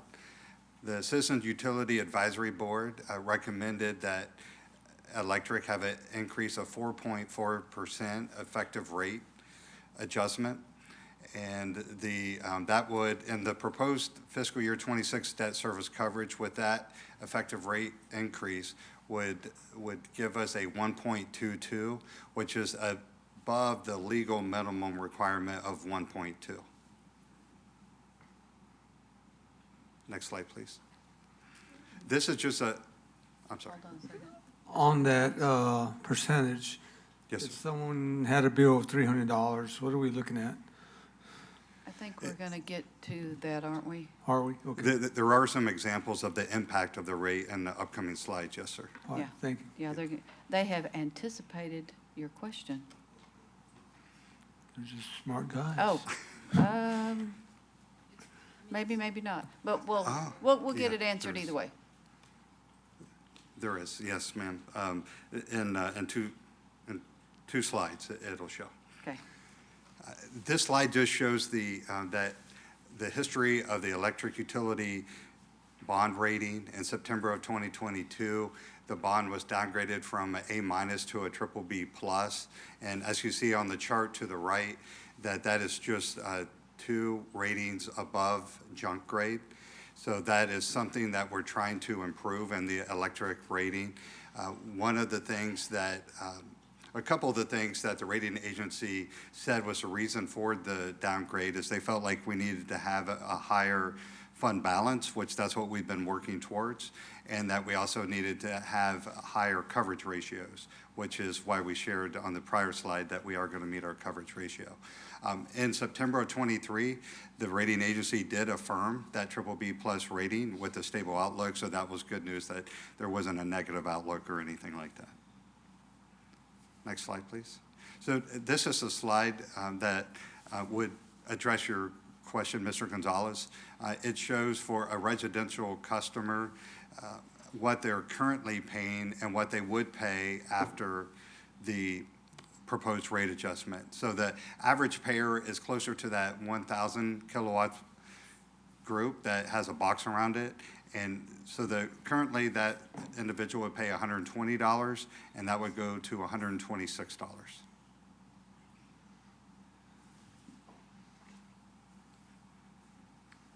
Looking at the same thing on the commercial side,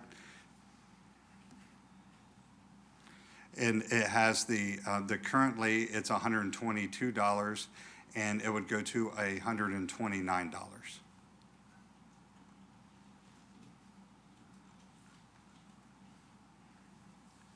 This slide provides the electric utility rate history, just the changes over the past 10 years, and there has been a no rate increase in the electric utility for 6 of those years.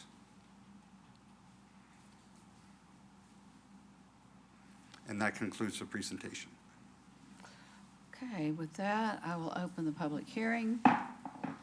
This is on item 3, electric utility service rates. Is there anyone in the audience? The lobby? Down the hall? Anybody? Seeing no one coming to the podium with the microphone for public hearing, I will close the public hearing and await a motion. Motion from Mr. Mendoza, seconded by I'll second. Mr. Lorenzo Gonzalez. Are there any further questions? It seems to me that we're still going to be the lowest percentage compared to the other cities. We're at 73%. Before we were currently at 68%. Everybody else seems to be in the 86% and New Braunfels and Those other are, towns. yeah, those are actual dollars that people pay. Those are not percents. Okay, I'm sorry, where is 6%? Okay, yeah. We're still going to be But the, we moved up from the lower end of the pack to the Right. middle of the pack, but we're not at the highest rate. right, So if that's where you were That's- going, that was a good thing. that's where I was going. Where in the heck I got percentage? Yeah.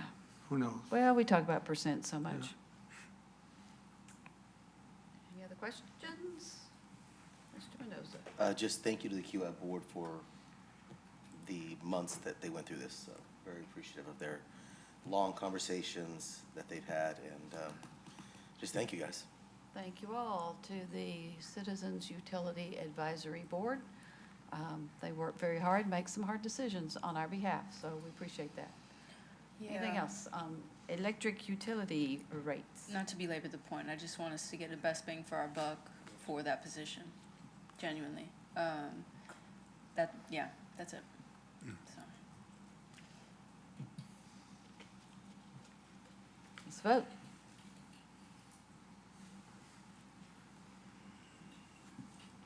Okay, the motion passes 6-1. Now I know where I got the percentage from, the 4.4%. All right, moving on to item 24, because we don't want water and wastewater to be left out. Receive a staff presentation, hold a public hearing to receive comments for or against ordinance 2025-40, amending the rates for water, wholesale water, reclaimed water, and wastewater treatment utility services in accordance with Chapter 86 of the San Marcos City Code, including procedural provisions, and declare an effective date, and consider approval of ordinance 2025-40 on the first of 2 readings. Thank you again, Mayor and City Council. The fund overview for the Water Wastewater Fund for fiscal year '26 has total revenues at $77 million, and the bulk of that, 87%, is revenue generated through the water and wastewater utility bills. On the expense side, the total expenses are 76.1 million, with the bulk of that being, 51% being for operations, 36% being for debt service, and 12% for personnel. This next slide provides some more detailed operational information for fiscal year '24 and how we think we're going to finish fiscal year '25. We're estimating that we're going to finish with a fund balance of around $33 million. And then again, looking at the estimated revenues and expenses, and there's an amount of $960,000 that will be used for one-time expenses. This is just cash funding the purchase of equipment instead of issuing bonds for it. And so we'll finish with an ending fund balance of $33.8 million, and that's 162 days cash on hand. And the requirement for this fund is 150 days, so we are above the fund balance requirement in the water wastewater fund. Looking at the major cost drivers in this fund, the 3% increase in personnel costs $257,000 in the water wastewater fund. There is a new position, a new water distribution supervisor at $164,000. Looking at the operating costs, the Alliance Regional Water Authority contract will increase by $250,000. The surface water treatment plant contract by $242,000. And the wastewater treatment plant contract that was just recently bid out will increase by $700,000. Similar to our electric discussion, the fiscal year 2025 capital improvement program, the debt that was issued for those projects that will come online in fiscal year 26 is $4.9 million. This also includes the Alliance for Regional Water Authority debt that the city had to issue as part of that partnership. That takes us to the Citizens Utility Advisory Board recommendation. For the water wastewater fund in total, it would be a 10.4% effective rate increase. And the way that that breaks down between water and wastewater is water rates would be adjusted by 10.8 and wastewater by 9.7. Looking at the debt service coverage ratio for this fund, we would be at 1.2, which is the legal minimum required.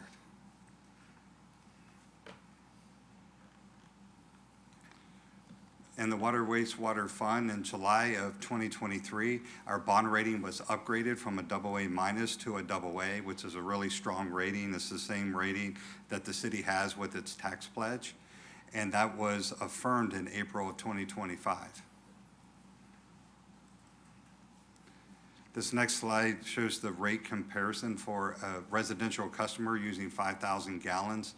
You can see that that would go from $57.29 to $67.11.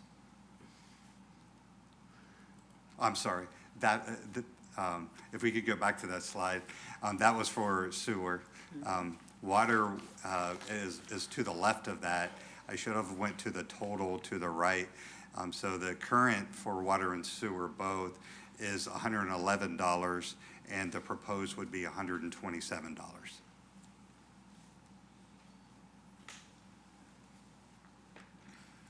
Looking at the same information for commercial users, this is a commercial user that would use 10,000 gallons. The current amount is $216, and that would increase to $239 under the proposed adjustment. The next slide provides the utility rate adjustment history over the past 10 years. And in this particular fund, only in fiscal year 23 has there not needed to be an adjustment in the rates. And that concludes the presentation. Okay, council, are there, oops, I gotta open the public hearing. Is there anyone who wishes to speak for, against, or about? Anyone in the chambers, the lobby, down the hall, front porch? Seeing no one coming to the microphone, I will close the public hearing, and I await a motion. Motion to approve. Motion from Mr. Mendoza, seconded by, I'll second it. Further questions? I just want to make a comment here. Since I've been on council, I just have yet to understand how these contracts are just so expensive and they raise themselves $250,000 a year. It just gets to me. I just make a comment about that. Like which one? Well, the water plant treatment contract, the surface water, and then the wastewater plant contract. I understand the alliance, understand that 100%. It always gets to me, and year after year I've been here, it just increases by a couple of $100,000 for the contracts each But- and every time. But that is, that's management, correct? ma'am. That's people? And so the same as, and they've got the same expenses that we do, gasoline, supplies, whatever. So same as our expenses go up, I assume theirs are going up also? Is there ever a chance that these contracts will ever become in-house? Like we have enough employees to just do this ourselves, or will it always be contracted out? We used to run it in-house, Mr. York's going, but we used to have it in-house, and there was a staff Wastewater was. analysis done, and it was more cost-effective to go out with it. And so since then, it's been out. We asked the company to keep some of our employees, and so they tried to keep as many as they could. Of course, that has turned over since then, but Mr. York, anything else on that? Tyler Yorth, Director of Utilities. Yeah, we used to run our wastewater plant, and in the early 2000s timeframe, made the conscious decision to contract that out as a money-saving effort. Our surface water treatment plant has been operated by GBRA since we opened it up. It's a jointly owned facility. They have their parts of it that they ship ship water up I-35 to Buda, Eula, and Kyle. There are other wholesale customers. We did put one provision though, because we are very conscious of that. In the new Jacobs contract, we added a provision that in a couple of years, thinking that when we have our second treatment plant, the 1978 water reclamation facility, that we have the cost-sharing agreement on, that we may then have enough facilities where it is cost-effective for us to bring that in-house. So we actually embedded that in that contract, that we could review that in a couple of years and have a transition period. When it becomes economically advantageous to us, we'll bring those people back in-house and we'll start running those plants. So we are looking toward that in the future, and we do have triggers put in so that when we are able to make that decision correctly and bring that to you, when it makes sense, then we can make that move. That's good to hear. Thank you. Good to know. I have a question on that. Thank you, Mr. York. So that phase out, Was that for me? Yes, yes. Sorry. The new water distribution supervisor, would that person play a role in that eventual phase out? He could be, he or she could be. That position really is that right now our water distribution manager has something like 28 direct answers, which is just not manageable from a people standpoint. And so we did, when we created the construction crew to do our CIP work, small CIP out of that group, we did create a supervisor and move some people over there. But our current manager is kind of overwhelmed. You can imagine when you start trying to do evals and stuff like that, and you've got several dozen people that you're trying to manage and stuff, and you can see where we just need to have a little bit more supervision support underneath that position so that he can focus more on manager level decisions and processes rather than the day-to-day of trying to manage all those people. So. And I guess on that, do we, and if you can't answer it, do we anticipate any additional, and especially in the next, year or two, any additional personnel increases? No, it's strictly a question of personnel management. I mean, it's just the manager's kind of overwhelmed with being responsible for that many people in addition to all his other responsibilities. So the group has just grown over the years to where you need another layer of supervision in there for everybody to be effective. It doesn't mean that by creating that position that then we're backfilling new people underneath him. It's just a question of reorganization underneath that water distribution system so we can be more effective. Okay. understood your question to be, just to make sure, that you wanted to know if we're gonna have other growth in the positions. And so that's something that, based on the operations and what needs are, that's when those things would come forward as part of the budget process for the upcoming year. That's right, Ms. Reyes, but I was trying to answer that in and of itself, we weren't creating this position that then by definition had new employees underneath it. We may still have other organic growth because as the system grows out and stuff like that, but it's not to necessarily fill directly under this position, so. Yeah, and I appreciate that, because that was sort of the same question I was trying to get at earlier. Because when you hear supervisor, it just naturally feels like there's gonna be people working underneath. So Well, one of the other- that context helps. One of the other things that we've worked on very intentionally is when it comes to career progression. And so wanting to ensure that we provide avenues for our people to grow. And so looking for how that upward mobility can happen even, internally, if people are qualified to do those roles and things like that. So we do look for those opportunities. So just wanted to make you aware that that's something that we do kind of more intentionally as a city. Yeah. It appears to me that Austin and Round Rock are way more, less expensive than we are. I'm gonna ask why, and, why is that they're so much larger of a city? I So think, I'm just gonna be honest, and say, I don't know. Every year when we look at this and you look at the Round Rock numbers, I'm gonna be honest with you, I don't know how you operate treatment systems and distribution systems the size of Round Rock for that rate. So I really can't speak to that one. I'm not saying they're an outlier, but I don't have insight into their utility rate structure enough to answer intelligently about that. you see, water's so precious now, and it's getting more and more expensive. That's why we really like to look out for how we consume our water, but I just think adding $11 more, that's $100 and something dollars. I mean, that's what, $1,000 more a month, a year? What? If you're adding $11 every month to a bill, is that right? Yeah. And, 130. and. A year. Is it a year or per 130 bill? a year. A year, 11 times $10 a 12 would month. be 121. Yeah. Okay, yeah.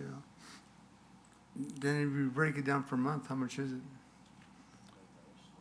What you see on the That- chart. that is it. Okay, I'm confused now. You break it down per month, it's $11. $11. Okay, and you, 11 times 12 months would be $121 a year. Correct. that's right. Yeah, I'm really out of it today. ain't I? Yeah. No, I know, we've seen a It's lot that of air numbers math. today, sir, so I totally understand. And one thing that I know in the almost 25 years that I've been here, what I've always understood is that because prior councils had the foresight to understand the importance and the preciousness of water resources and wanting to get into ensuring our water supply and our infrastructure was secured, then there has been those investments. And so that is why we've always had higher rates comparatively speaking, is Yeah. because there was the pipeline that was done to Lake Dunlap, many years Yes. ago. And then also that pumped, from Canyon Lake over here, but then also the ARWA, the Alliance Regional Water Authority, investment that's been made. So there have been many years of investment in water resource supply. And so that's why we have been better positioned than some of our neighboring cities that ask us for water or ask us for those resources, is because those decisions were made and those investments were made. Since we made those investments, I just figured that our prices would stay lower, instead of going You have to up pay and for up. the infrastructure for them, but. And paying for those water rights. We got a Correct. lot more water rights than we had. Okay, yeah. And I so where we do apologize have, for the like- adding of the numbers. No, that's okay, that's okay. I know, like I said, we've been going through a lot of numbers, sir, so that's understandable. The other aspect is just that, when we have availability to sell, excess supply and things like that, then we do look for those opportunities. So we do sell some money, some of our rights to Kyle, some to Buda. We do some with Martin Marietta, and then we do some with County Line. And so we do work with these other entities that we can to try to sell that and try to help to get some revenue until the city actually needs those water rights or those things, that supply. Then what you're saying is if we didn't sell that or bought water bills probably be more expensive. They could be. Yep. Because that's income into the system. Correct. Yeah, that's a scary thought. Yeah. Well, in the 90s, we had to go Yeah. up because previous to that, we were just pumping Edwards water. Yeah, I remember that. And then whenever we had to build a water treatment plant and we were buying water and people would complain to me and my answer is, be glad we're going to have future water. Correct. The other thing I will point out, and I'm going to give credit to Mr. Yorth, is that, remember, we have that new wastewater treatment plant that we've needed.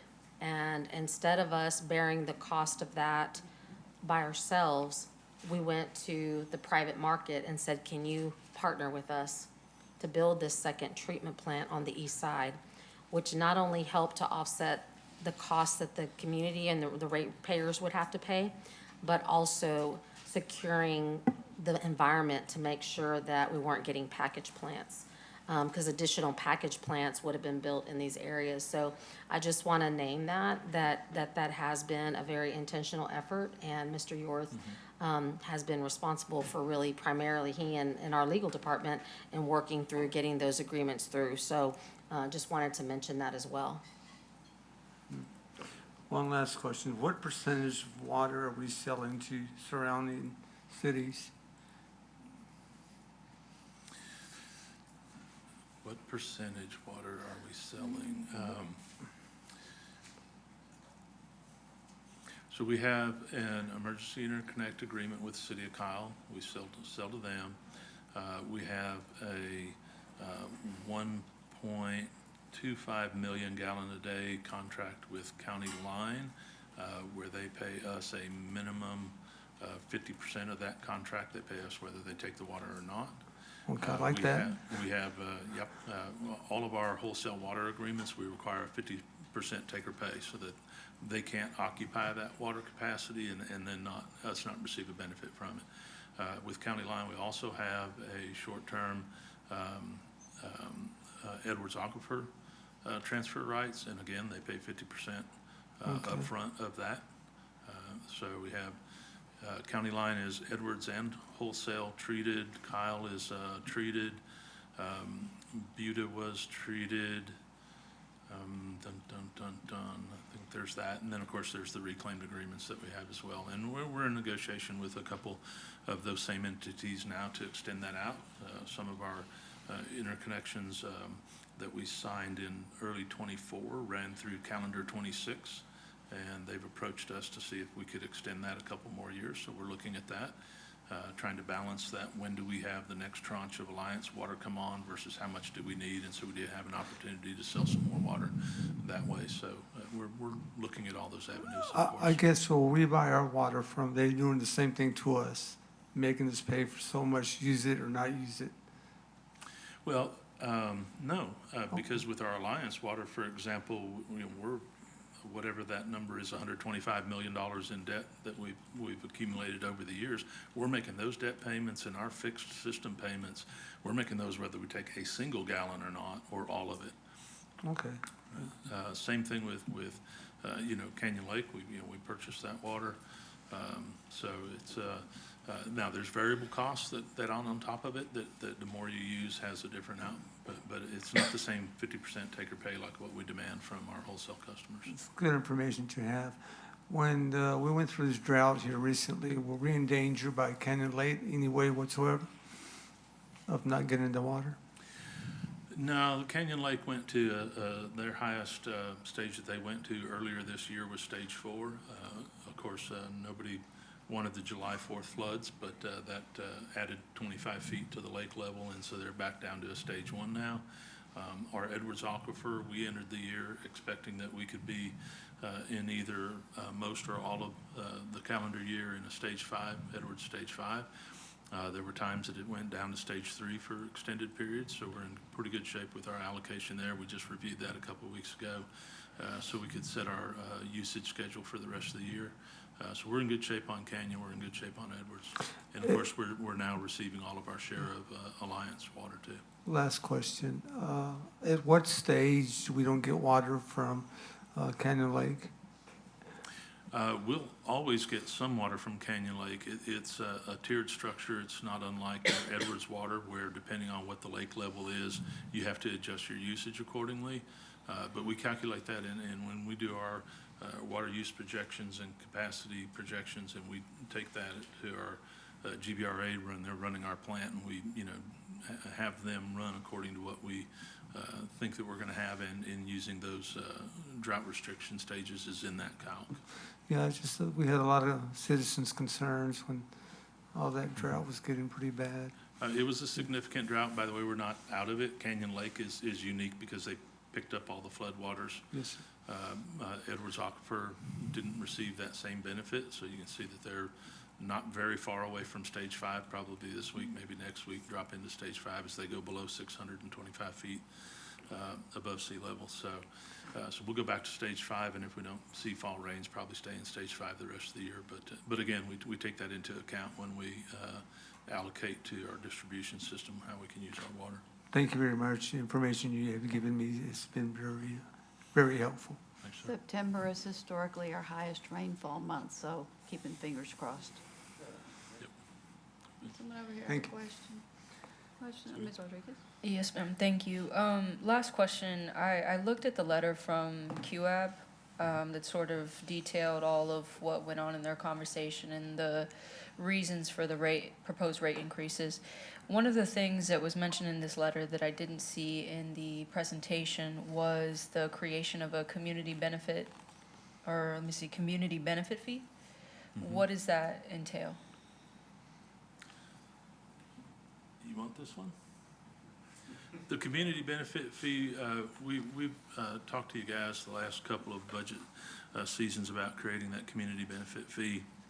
And the purpose of the fee is to take certain costs out of electric, water, and wastewater for transparency, so that we can, identify those. So our customers, it's not going to change your bill. If your bill was $126 today, it's going to be $126 tomorrow. But the idea is to take some of those fees that are captured inside that and pull them out so everybody can see it. One of them is community assistance, right? So we have the $120,000 that we set aside, plus we have lifeline rates, those kinds of things. Those are embedded in your rates. And we felt like those are something that you as ratepayers should know what that cost is to you. In electric, we provide for the citywide roadway lighting, right? And so we wanted to pull that out so you could see which part of the public safety and transportation costs are embedded in that electric rate. Franchise fees is a big item as well. That's a general fund transfer, and we wanted to show that. So there's 2 or 3 or 4, depending on which fund, that have costs associated with that we felt like were embedded in those rates that we wanted to pull out so everybody could see what they were actually paying for in that. And that's the purpose of the community benefit fee. Okay, so just to reiterate, just to make sure my understanding is correct, it's more of a we're encumbering these versus tacking it on, attributing to that larger fee increase. Right. Correct? It is not Okay. embedded in the increase. It's strictly, Okay. and that's what we said when we set it up and we went through the rate model and did the others. It's a no net revenue charge, that we're not making another nickel off of that fee, but it is pulling that out so you can have that transparency of that portion of your utility bill, how it's being collected or what it's being collected for, and how much that is. Okay, thank you. Ready?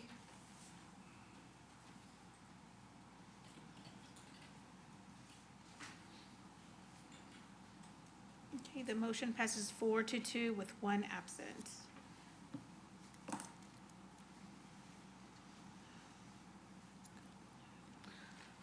On to item 25.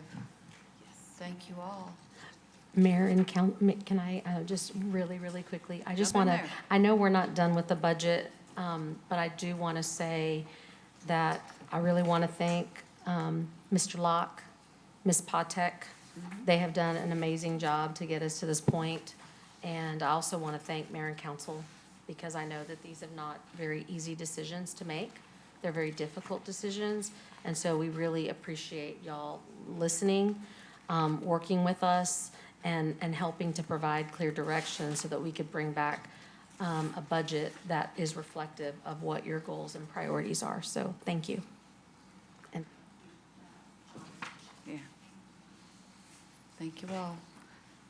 Item 25.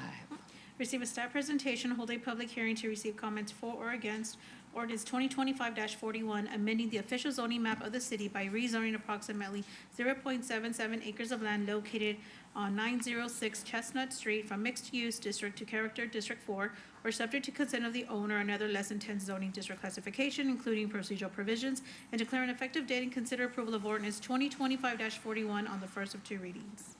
Presentation. Good evening, Mayor and Council. Andrea Villalobos, Interim Director of Planning. The request this evening is to rezone the property from mixed use to Character District 4 at the corner of Acorn Street and Chestnut Street, and it's located within the North of Campus Area Plan boundary. Next slide. The property is currently occupied by a historic age single-family home with accessory structures, and surrounding uses include single-family apartments, commercial, as well as the Sesame Creek natural area. Next slide. The existing zoning on the property is mixed use, which allows for a variety of commercial uses and some limited residential uses as well.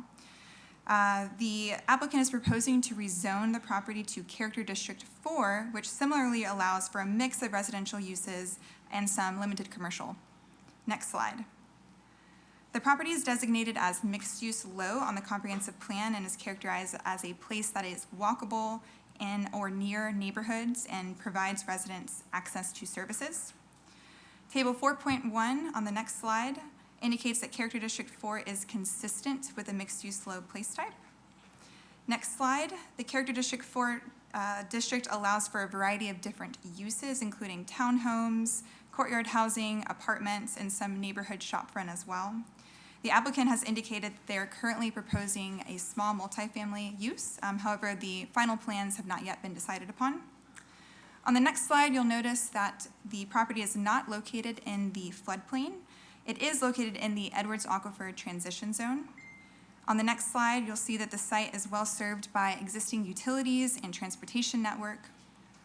And on the next slide, the Planning and Zoning Commission recommended approval of the zoning change at their August 12th Planning Commission meeting with a 9-0 vote, and discussed the existing house on the property as well as the posted notification requirements. Staff is recommending approval of ZC 2509 as presented. And this concludes my presentation, and the applicant is available if you have any questions. Next, I will open the public hearing and see if anyone is here to speak on item 25, rezoning of 906 Chestnut Street. Anyone? I will close the public hearing and I await a motion. Motion by Mr. Scott, seconded by I'll second that. Mr. Mendoza. And now it's time for a discussion, and I'll start with the first question while y'all think of yours. CD4, is that going to allow or require that building to be built up way on the property line almost? Yes, ma'am. The setbacks are a little bit different compared to mixed use. It is going to bring the buildings up closer to that property line. Well, I thought I read that's one of the reasons why, so they could get more building there. I just hope we never need to widen Chestnut Street, because then it'll blow that out of the water. But, okay, thanks for the answer. Anyone else? Anyone? Mr. Mendoza? Yeah, quick question for the applicant. Andrea, you had mentioned that they were looking for smaller homes. What were they referring to, like cottages, or what were they looking for? I mean, the general idea. They don't want to build several-story apartments. Am I correct on that? The applicant, I believe they are online. Yes, you might defer to them for their explanation. Okay. Okay, so now would be the time if the applicant would like to speak. Yes, ma'am. Can you hear me? We can. If you'll give us your name, please. Yes, ma'am. My name is Brennan Ducey, and I represent the Jenkins Becky Joe Trust, who's the owner of record on the property.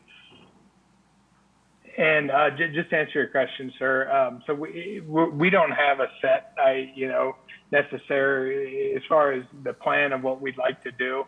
Currently, the zoning of the property it's just so limited, and it's more than just the unit amounts, et cetera. It's the bathroom counts that come down to it. And so as far as what the plan would be, I think the young lady mentioned, we'd be looking at potentially doing something that would be a smaller multifamily in the future, something that's going to add some value to the area. The current structure it's very old. It's not in good shape. And this property, the way that it sits is, it just, as I mentioned, it's very difficult to do anything with the current, the multi-use zoning. And so we're just kind of looking to expand our horizons, for lack of a better term, and see what we can do as far as getting some future use out of the property other than how it sits with kind of the dilapidated house that's on it currently. Do you have any more questions, Mr. Mendoza? I'm trying to see if someone will follow up. That's it for right now. Thank you. Okay. Well, if there are no Bless you. other questions, I'm not seeing any, we will go ahead and vote.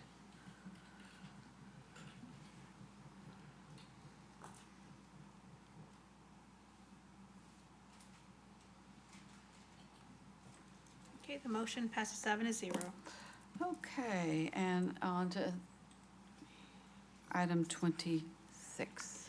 Receive a staff presentation, hold a public hearing to receive comments for or against Resolution 2025-164R in accordance with Chapter 372 of the Texas Local Government Code, making findings as to the feasibility of the improvements proposed in the petition to create the District Public Improvement District on approximately 100 acres of land located south of intersection between East McCarty Lane and Rattler Road, establishing the district, authorizing management of the district, and providing an effective date, and consider approval of Resolution 2025-164R.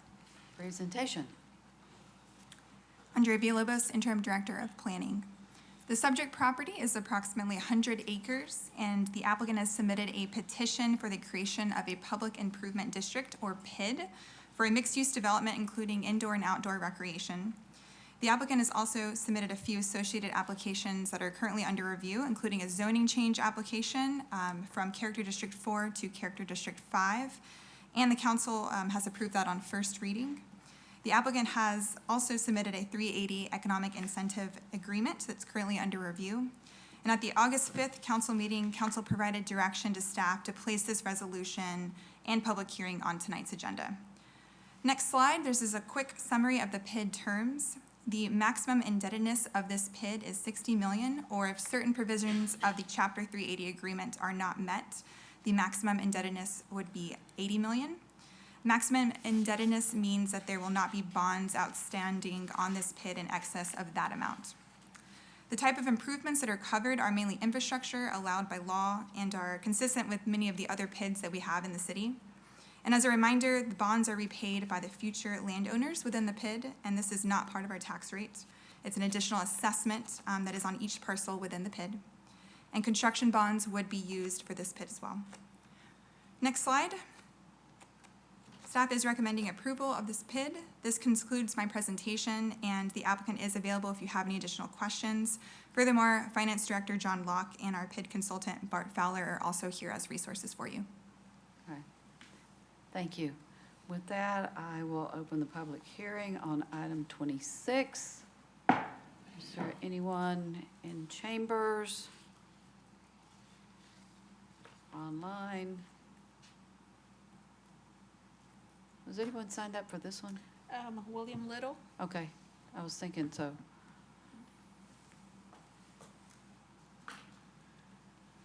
William Little, now is the time if you wish to speak. I know we heard from you at citizen comment. If not, there he is. Yes, ma'am, Mayor. I'm sorry. I'm available for any questions that council may have. All right, thank you so much. Yes, ma'am. Being no one else, I will close the public hearing. And council, I am going to make a motion to postpone the item, and this is because item 2, which is related, is which we haven't dealt with yet because we do pulled items after the public hearings. That one, the applicant requested to be postponed, and it just makes sense to me that we not deal with this until the zoning is complete. So that's the reason why. This would be postponed until, can we say such time that the applicant is ready to, I'm not resubmit, but this goes back on, Would you they're consider? ready to turn it back in. Would you consider it at the same time as the zoning request Yes. comes in? Okay. Right.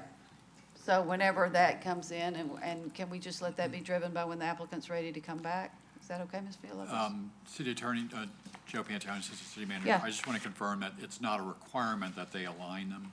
It's Right. simply just that It's a preference of, with the postponement, it could come back at the request of the applicant at a date that they choose. Because it's my understanding that the. You're talking about item 26? Yes. Okay. Yes. Yes, we can leave that in their hands. I don't want to dictate that. But if it comes back without the rezoning, I'll make a motion to postpone again until the zoning comes back on. So but I'm fine letting them determine when that comes back. Are y'all good with that? Okay, I do have one comment. It may be totally out of line, but I'm gonna say it anyway. Is the name of this PID that says, is it called the district PID? Because all the other PIDs that we have like the geographic name or the name of the subdivision in it. And this one to me is just gonna be real confusing at some point in the future if all this comes to pass. So I'm just gonna comment on that. I'm not gonna ask for changes now. I'm just gonna make that observation and just kind of let it lie. Yes, ma'am. Okay. So I have made a motion to postpone, and I don't think that I got a second because I didn't ask for one. Rodriguez, seconded. Was that Mr. Mendoza? Ms. Rodriguez. Oh, yes, you said that earlier. Thank you. I forgot to write it down. Are there any other comments? I just have a question, just for my own knowledge. When it does come back, is it gonna come back with another public comment, or what do we just have to take Well, the action? public hearing, if it Yeah, comes sorry. back within 90 days, no, or yes, or, the public hearing was held tonight, so there's no requirement that we have a new public hearing. Of course, people can speak at citizen comment period if Yes. they have follow-up.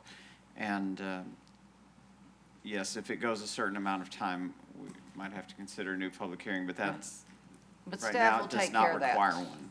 From staff, y'all are always Yeah. on that, so Yes, ma'am. I don't have any concerns about that. Any other questions? Let's vote. And this is motion to postpone. Motion passes 7-0. All righty, and then we will now return to the items that were pulled from consent agenda, which were 2 and 14, so we will tackle item 2 first. Mayor was 15. 2 and 15. Oh, did I not say that right? It's okay, you said 14, so. Sorry, you're correct, it's 15. Consider approval of ordinance 2025-22 on the second of two readings, amending the official zoning map of the city in case number ZZ-25-06 by rezoning approximately 26.77 acres of land generally located on East McCarty Lane south of intersection between Rattler Road and East McCarty Lane from Character District 4 to Character District 5, or subject to consent of the owner, another less intense zoning district classification, including procedural provision, and declare an effective date. And motion to postpone, replay the conversation we just had. Seconded by Ms. Rodriguez. Questions? Again, postpone, and we will leave it in the applicant's hands as to when they want to bring it back. All right, we're voting. Motion passes 7-0. And now we're on to item 15. Consider approval of resolution 2025-159R, approving a change order number 3 with Jordan Enterprise LP for the Sessom Creek Bank Stabilization and Wastewater Replacement Project in the amount of $115,949.13 for a total contract price of $2,738,516.97. Authorize city manager or designee to execute the change order on behalf of the city and declare an effective date. Looking for a motion on this item. Second. Motion by Mr. Scott, seconded by Ms. Rodriguez. Ms. Rodriguez, you pulled this one. Yes, ma'am. It's only because the packet was a little bit sparse on like the project scope and information about it. I definitely I saw the picture as far as the location, but I just kind of wanted to know a little bit more about. It's not that I'm opposed to it or anything, just a little bit more information. Yes, Sean Condor, Director of Engineering and Capital Improvements. And so we included an exhibit in the ARF itself, which you can find on the interactive agenda, but for some reason it didn't make it to the packet. I think sometimes the attachments get so big they miss them out. So I'm going to ask if Hayden or Carrie can show the exhibit. Yes, thank you. So, yeah, we'll let him zoom in there.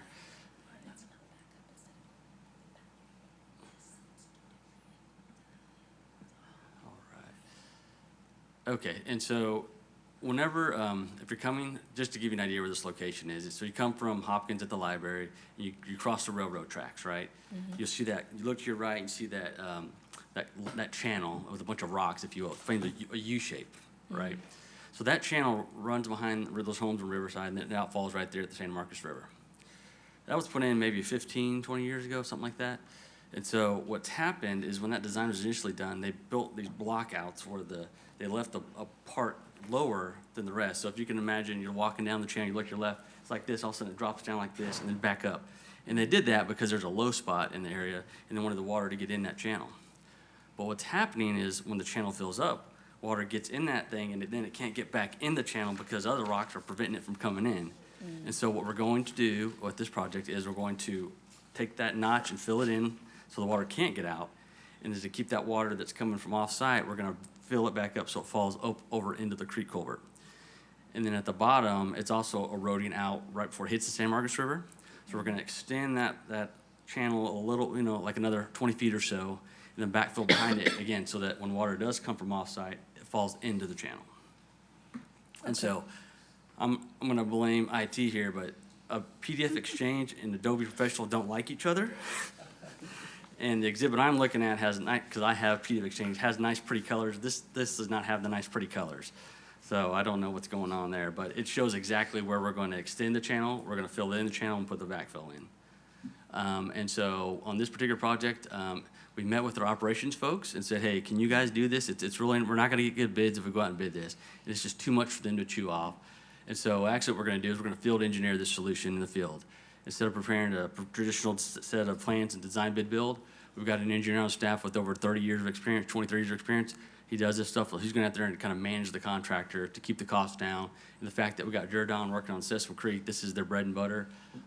They would never bid a job this small. And so we're going to get a good contractor out there. We're going to knock it out real quick, take advantage of the river being so low as it is before it fills back up.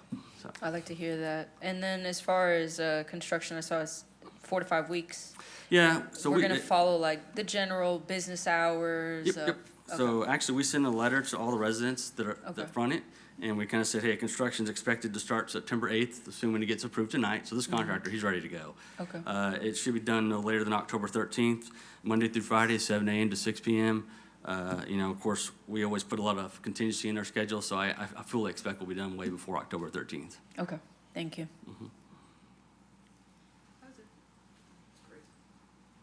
There's the colorful exhibit. See there? There we go. He opened up PDF Exchange, I guess. Good colors at least. Yeah. Okay, council, any other questions?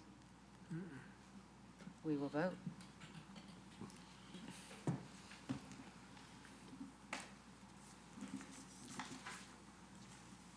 Sorry, the motion passes 6-0 with 1 absent.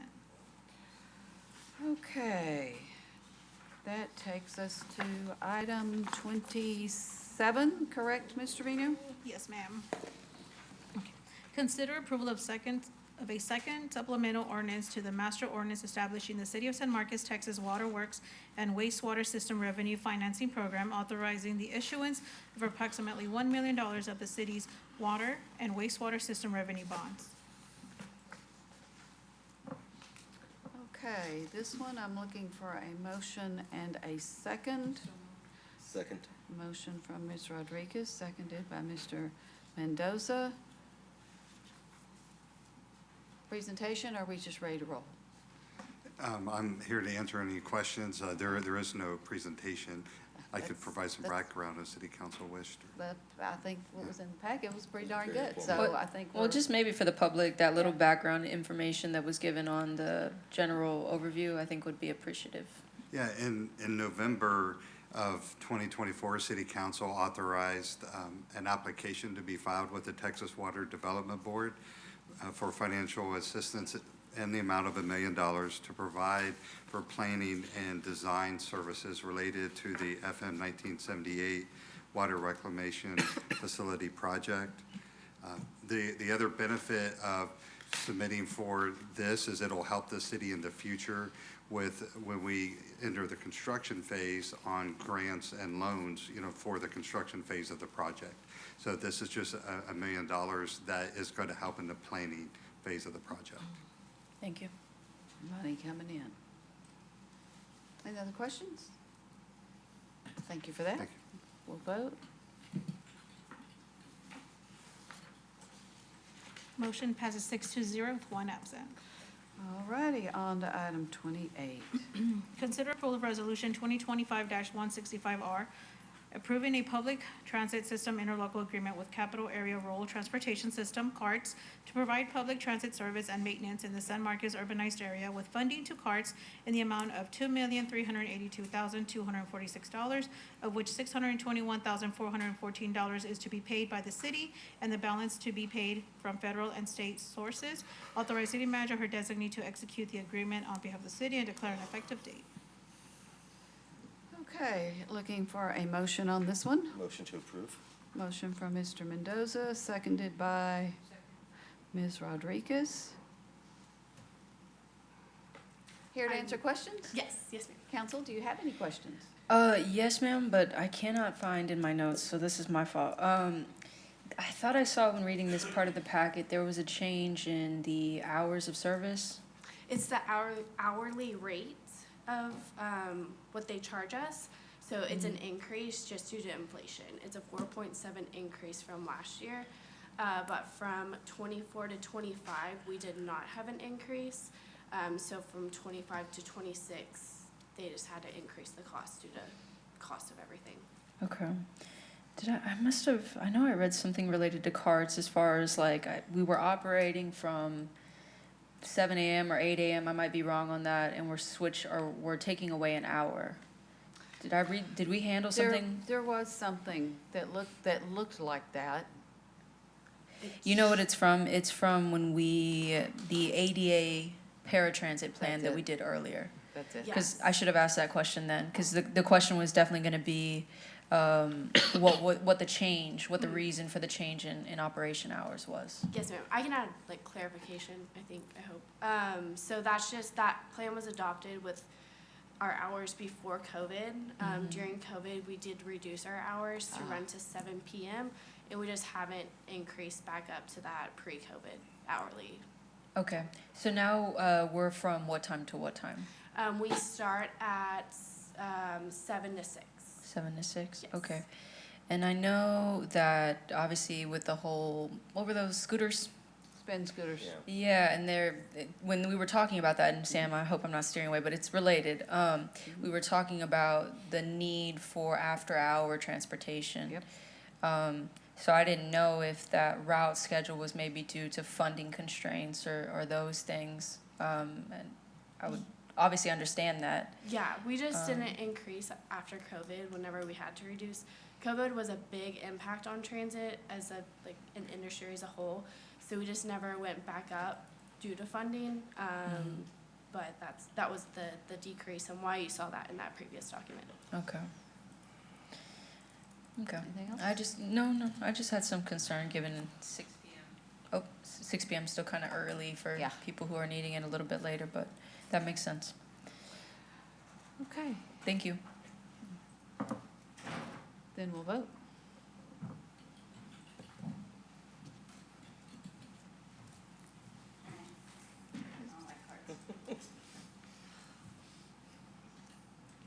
The motion passes 5-1 with one absent.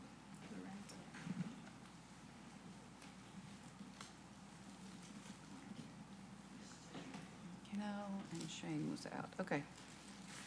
All right, on to item 29. Consider approval of Resolution 2025-166R, approving a contract for election services with the Hayes County Elections Administrator for the provision of election services for the city's general election to be held on November 4, 2025, and if necessary, a runoff election to be held in accordance with state law, authorize city manager or her designee to execute the contract on behalf of the city and declare an effective date. Second. Motion by Ms. Rodriguez, second by Mr. Mendoza. And, Ms. Trevino? Yes. It says a runoff election to be held in accordance with state law, and of course, we will always be in accordance with state law. But do we know what that date is? Yes, Saturday, December the 13th. Okay, and our canvas would be, Sometime for the runoff election will be sometime on December the 22nd, which falls on a Monday. 22nd? that's what it was last time or before? Because you have to give them 10, you have to give the county 10 days after the election. Wow. So, but that's a short meeting. Okay, anything else? We'll vote. Do I Then have we're to in vote on trouble. this? Do what? Okay, the motion passes 6-0 with one absent. All right, speaking of elections, on to item 30. Consider approval of Resolution 2025-167R, approving a joint election agreement between the City of San Marcos and Hayes County for the holding of a joint election to be held on November 4, 2025. Authorize city manager or her designee to execute the agreement on behalf of the city and declare an effective date. Motion by Ms. Rodriguez, seconded by Mr. Mendoza. Any questions? We'll vote. Okay, the motion passes 6-0 with one absent. On to item 31. Consider approval by motion and hold discussion regarding the proposed 2026 city council meeting schedule and provide direction to staff. All right. Council, I am going to suggest that we add 2 dates in June, the 10th and the 11th, for appointee evaluations, to have the part 2 where we talk about their goals and things. So I'm going to suggest those dates. That's a Wednesday and Thursday. Y'all good with that? June 10th and 11th. It's a week without council, and it's 2 weeks after we meet with them. Gives them time to do their thing, gives us time to review it. That's the pattern we used to have. Didn't we talk about how, you know, just like the whole process and how we also have to do something much earlier? I don't have my notes here from executive session. In January, it will be on an agenda for us to talk about the entire evaluation process. Okay, so what I'm hearing is we don't need a special day for that. For that one, no, that'll just be a regular meeting. Okay, and I say that, I mean, I guess it doesn't have to be in the calendar, but, yeah, every time it's very frustrating talking about important things and being rushed because we have a full agenda item. Yeah, so I guess when it gets closer to that day, maybe we'll just have a special meeting outside the. Can. Okay. Yeah, we can always add one, but I wanted to make sure I got these extra dates on everybody's calendar and thought process. I'm okay with that, I guess. Mayor, did I hear you right? So that would be for appointee evaluations? Yes. So the 27th and 28th, we would just have to change that on this calendar? No, we're adding to, we're not changing Oh, them. in addition to it, okay. So for follow-up discussions and those things? Okay. Like what we're doing now in September. Yeah, I'm Okay. fine with that. Ms. Trevino, did you have anything for us? Yes, I did. So for January and November, that could be affected by the charter amendments. So right now, I do have January the 6th, but if the voters do approve, instead of having 22 meetings, we go down to 20, which removes January and the first meeting of November after election. So that's the first one.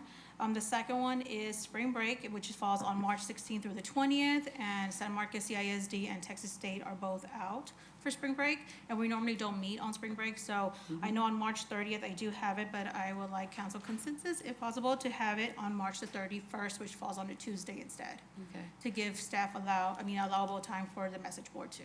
yeah. So, that's better? Okay? I do Okay. have one more. Sorry. I think there's two more, but go ahead. I have October the 5th, which is National Night Out. It usually falls on the first Tuesday of the month, and we normally have it on Wednesday, but under our ordinance in section 2.041, it states Monday, and so that is why has it on a Monday, but if we could move it on a Wednesday, again, to allow staff to answer the message board. And then I would like to do an ordinance amendment so we could have it in writing that it falls on a Wednesday instead of a Monday. Okay, Not only that, but with the 3-day posting, We do have a That's also 3 business day another- requirement. correct? okay, and in November? It's October. In November, again, if the council, if the voters do approve the 20 meetings, then we'll only have one meeting in November, which Right. is the second. But if it fails, then we'll need to We'll meet on have it November the 5th. It's on the 4th, Mayor, Wednesday, the 4th. I'm sorry. Yes. You would be absolutely correct, the 4th. I was Yes, looking at ma'am. the calendar wrong. Okay. So you'll get us an updated calendar, and then after the charter election, and we know which way it goes, we'll know what we're gonna have. Okay. Yes, ma'am. I have one request, and we did this once, and I don't know why I didn't do it for this year, but the community alternative for National Night Out is Night Out for Safety and Liberation, and that's the first Tuesday of every August. So yeah, I wanted to see if we could move that August the 4th meeting. Now, National Night Out nationwide is the first Tuesday in August, but we have always moved it to October because It's it's so darn hot. Is it the first August, Tuesday? Uh-huh. No, we celebrate it here in October because it's hot in August. Uh-huh. Are you sure? No, it's still nationally the day that you're talking about in August. We just celebrate it here when it's cooler. Right, well, That's not to say we can't move that one. yeah, I still want to move it. I mean, yeah. Give us the event again. Night Out for Safety and Liberation. It's the first Tuesday in every August. Okay. Yeah, and it's to Ms. Garza's point, the last couple times that it's been hosted, it's really well attended by the community. And so Where? it was hosted at Paulina Espinosa, 2 years ago? Oh, it was not out in the neighborhoods, but it is celebrated. Yeah. Okay, Yes. okay. We all good with that? As long as we know in advance, we can, work around it. So we'll move the council day from the 4th to the 5th. August 4th to 5th. And then Ms. Trevino will get us a new calendar. Anything else? No, just shout out Ms. Trevino for highlighting all that stuff and keeping us up to date. Yep, and we've got all these other dates that we need to know over here in this box. So she's provided us good info, as always. Okay, we vote on this, right? So I had one suggestion, but. Then I need to get a motion. I'll make the motion. Hold on. Mr. Gonzalez, I need a second, please. I'll give that one to Mr. Mendoza. Okay, yes, now. So my understanding is the reason why we have one meeting in June and one meeting in July is to allow for like summer vacations and stuff. So to me, in my mind, it just makes more sense that if we have the earlier meeting in June and the later meeting in July, it gives more time period, like uninterrupted. We can do that. So I would recommend moving the July 7th meeting to July 21st. We used to take off July when we first did this, and I said, we can't do that because it piles so much into August with budget and everything. I'm okay with that. I just got to see what works for staff, because The only thing I They're will say is that vitally interested. it's difficult when you have school-age children, because if you're gonna take any last-minute vacations that you do before kids go back to school, that you start cutting into that time for people to do that. If you have a meeting later versus having it earlier, and then you have all the time between July and early August to take off. So that's We'll the just only have thing. to plan ahead. Well, July is a 5-week month, so we would move it, if we decided to, from the 7th to the 21st, or would we push it to the 5th week, which is the 28th? That would make what she was talking about even worse. Yeah. Yeah. Because my, and like I said, I mean, I don't really care one way or the other, but my logic was, in theory, you'd have from June 12th through July 20th to be able to vacation if we did it this way, as opposed to you have between June 12th and July 6th, and then you have another window from July 8th through whatever, I guess, August 3rd. This is a bigger deal to staff, so this has been working for us. The two, taking all of July off, not working well, because August was a real bear. And, yeah, that's the only thing I would say is I know it just makes it more difficult because, but it's up to the prerogative of council. I think even the, oh, sorry. Someone that had several kids, I concur with you, and I'm willing to. And I just think it's not just like the burden on the staff or being, I guess, inclusive of staff, but also when it talks about community participation, I think being inclusive of our neighbors who are caregivers, and we have a lot. Yeah. So, That was the other discussion that we had. Thanks for remembering that. Yeah, like the prep for school, going back to school. I mean, And now, next thing you know, school's gonna be starting at the end of July if they keep doing what they're doing. abolish schools, just kidding. Yeah. However, That was a joke. somebody made the point that we do get a nice break in June because there are 5 Tuesdays. This year, those 5 Tuesdays in July, oh my gosh, 5 weeks between council meetings. I almost forgot what it was like, and it was nice. I didn't, y'all kept annoying me. Vacation, yeah. Okay, so we're gonna leave July and, June and July like it is. Okay. That's what I'm hearing. All right, Okay, that's so fine. no change there. But it wasn't a bad point, Mr. Gonzalez.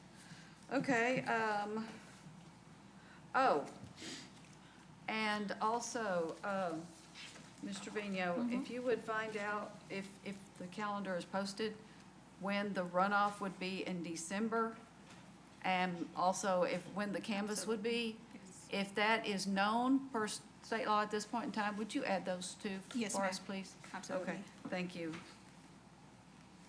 And since that's by law, then you can just do it, and we're all good with that? Yes. That's fine. Let's vote.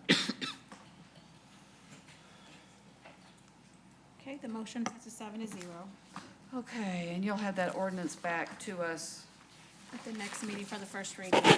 Fantastic. Thanking you so much. And we're on to item 32, and it's only 9:06. Yes. The city council will convene an executive session pursuant to the following sections of the Texas Government Code, A, Section 551.072, real property, to deliberate regarding, 1, the possible purchase of real property associated with the Old South Side School off South LBJ between Cheatham Street and IH 35. 2, the lease of city-owned property at 201 South LBJ Drive. B, Section 551.071, consultation with attorney to receive legal advice regarding, 1, the contract for economic development services with the Hayes Caldwell Economic Development Partnership. C, Section 551.074, personnel matters to deliberate matters related to, 1, the compensation and benefits for the following city council appointees: A, city manager; B, municipal court judge; C, a city attorney; and D, city clerk. 2, the setting of goals for the following city council appointees: A, city manager; B, municipal court judge; and C, city attorney. All right, motion to go into executive session. Second. Motion by Ms. Rodriguez, seconded by Mr. Mendoza. Let's vote.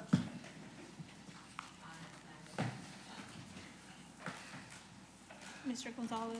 Mr. Gonzalez, would you Lorenzo. vote, please? Mr. Lorenzo, can you please vote?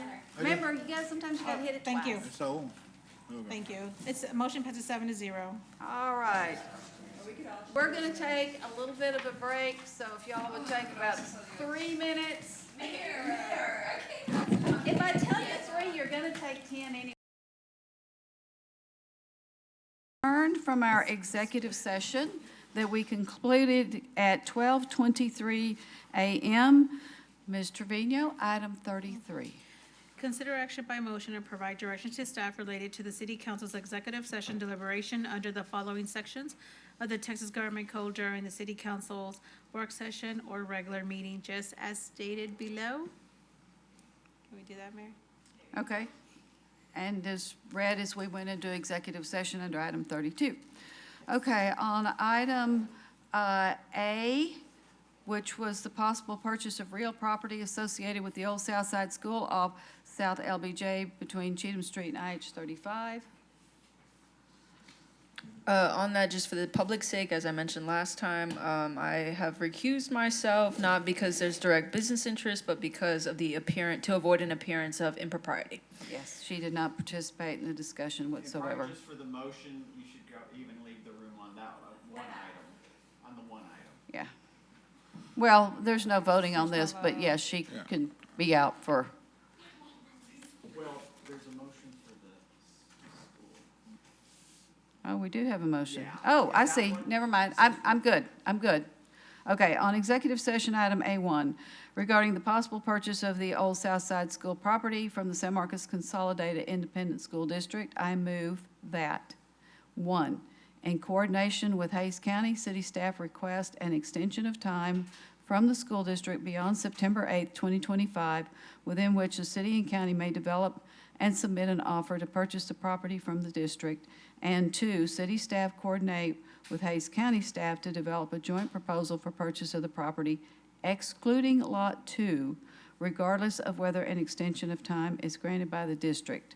2A, at a price that provides for a contribution of up to $600,000 each from the city and county, and B, that is subject to provisions allowing for the city and county to conduct their due diligence regarding such things as environmental assessments before any purchase is completed. That's my motion. I'm looking for a second. We have a second by Ms. Garza. Thank you. And conversation?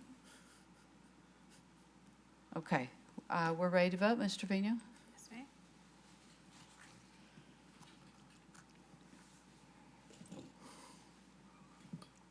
There we go. The motion passes 4-0 with 3 absent. Okay. Could you get Ms. Rodriguez, please? And under the next item 2, the lease of city-owned property at 201 South LBJ Drive, we gave direction to staff. On section B, having to do with the economic development services with the Hayes Caldwell Economic Development Partnership, was direction to staff. Under personnel matters, compensation and benefits for the 4 employees, we had that discussion. And the setting of goals for the following city council employees, city manager, municipal court judge, and city attorney, we did have that discussion and finalized those goals. So we're on to item 4, question and answer session with the press and public. I think that there's nobody here, and there being nothing else on our agenda, I will call us adjourned at 12:27.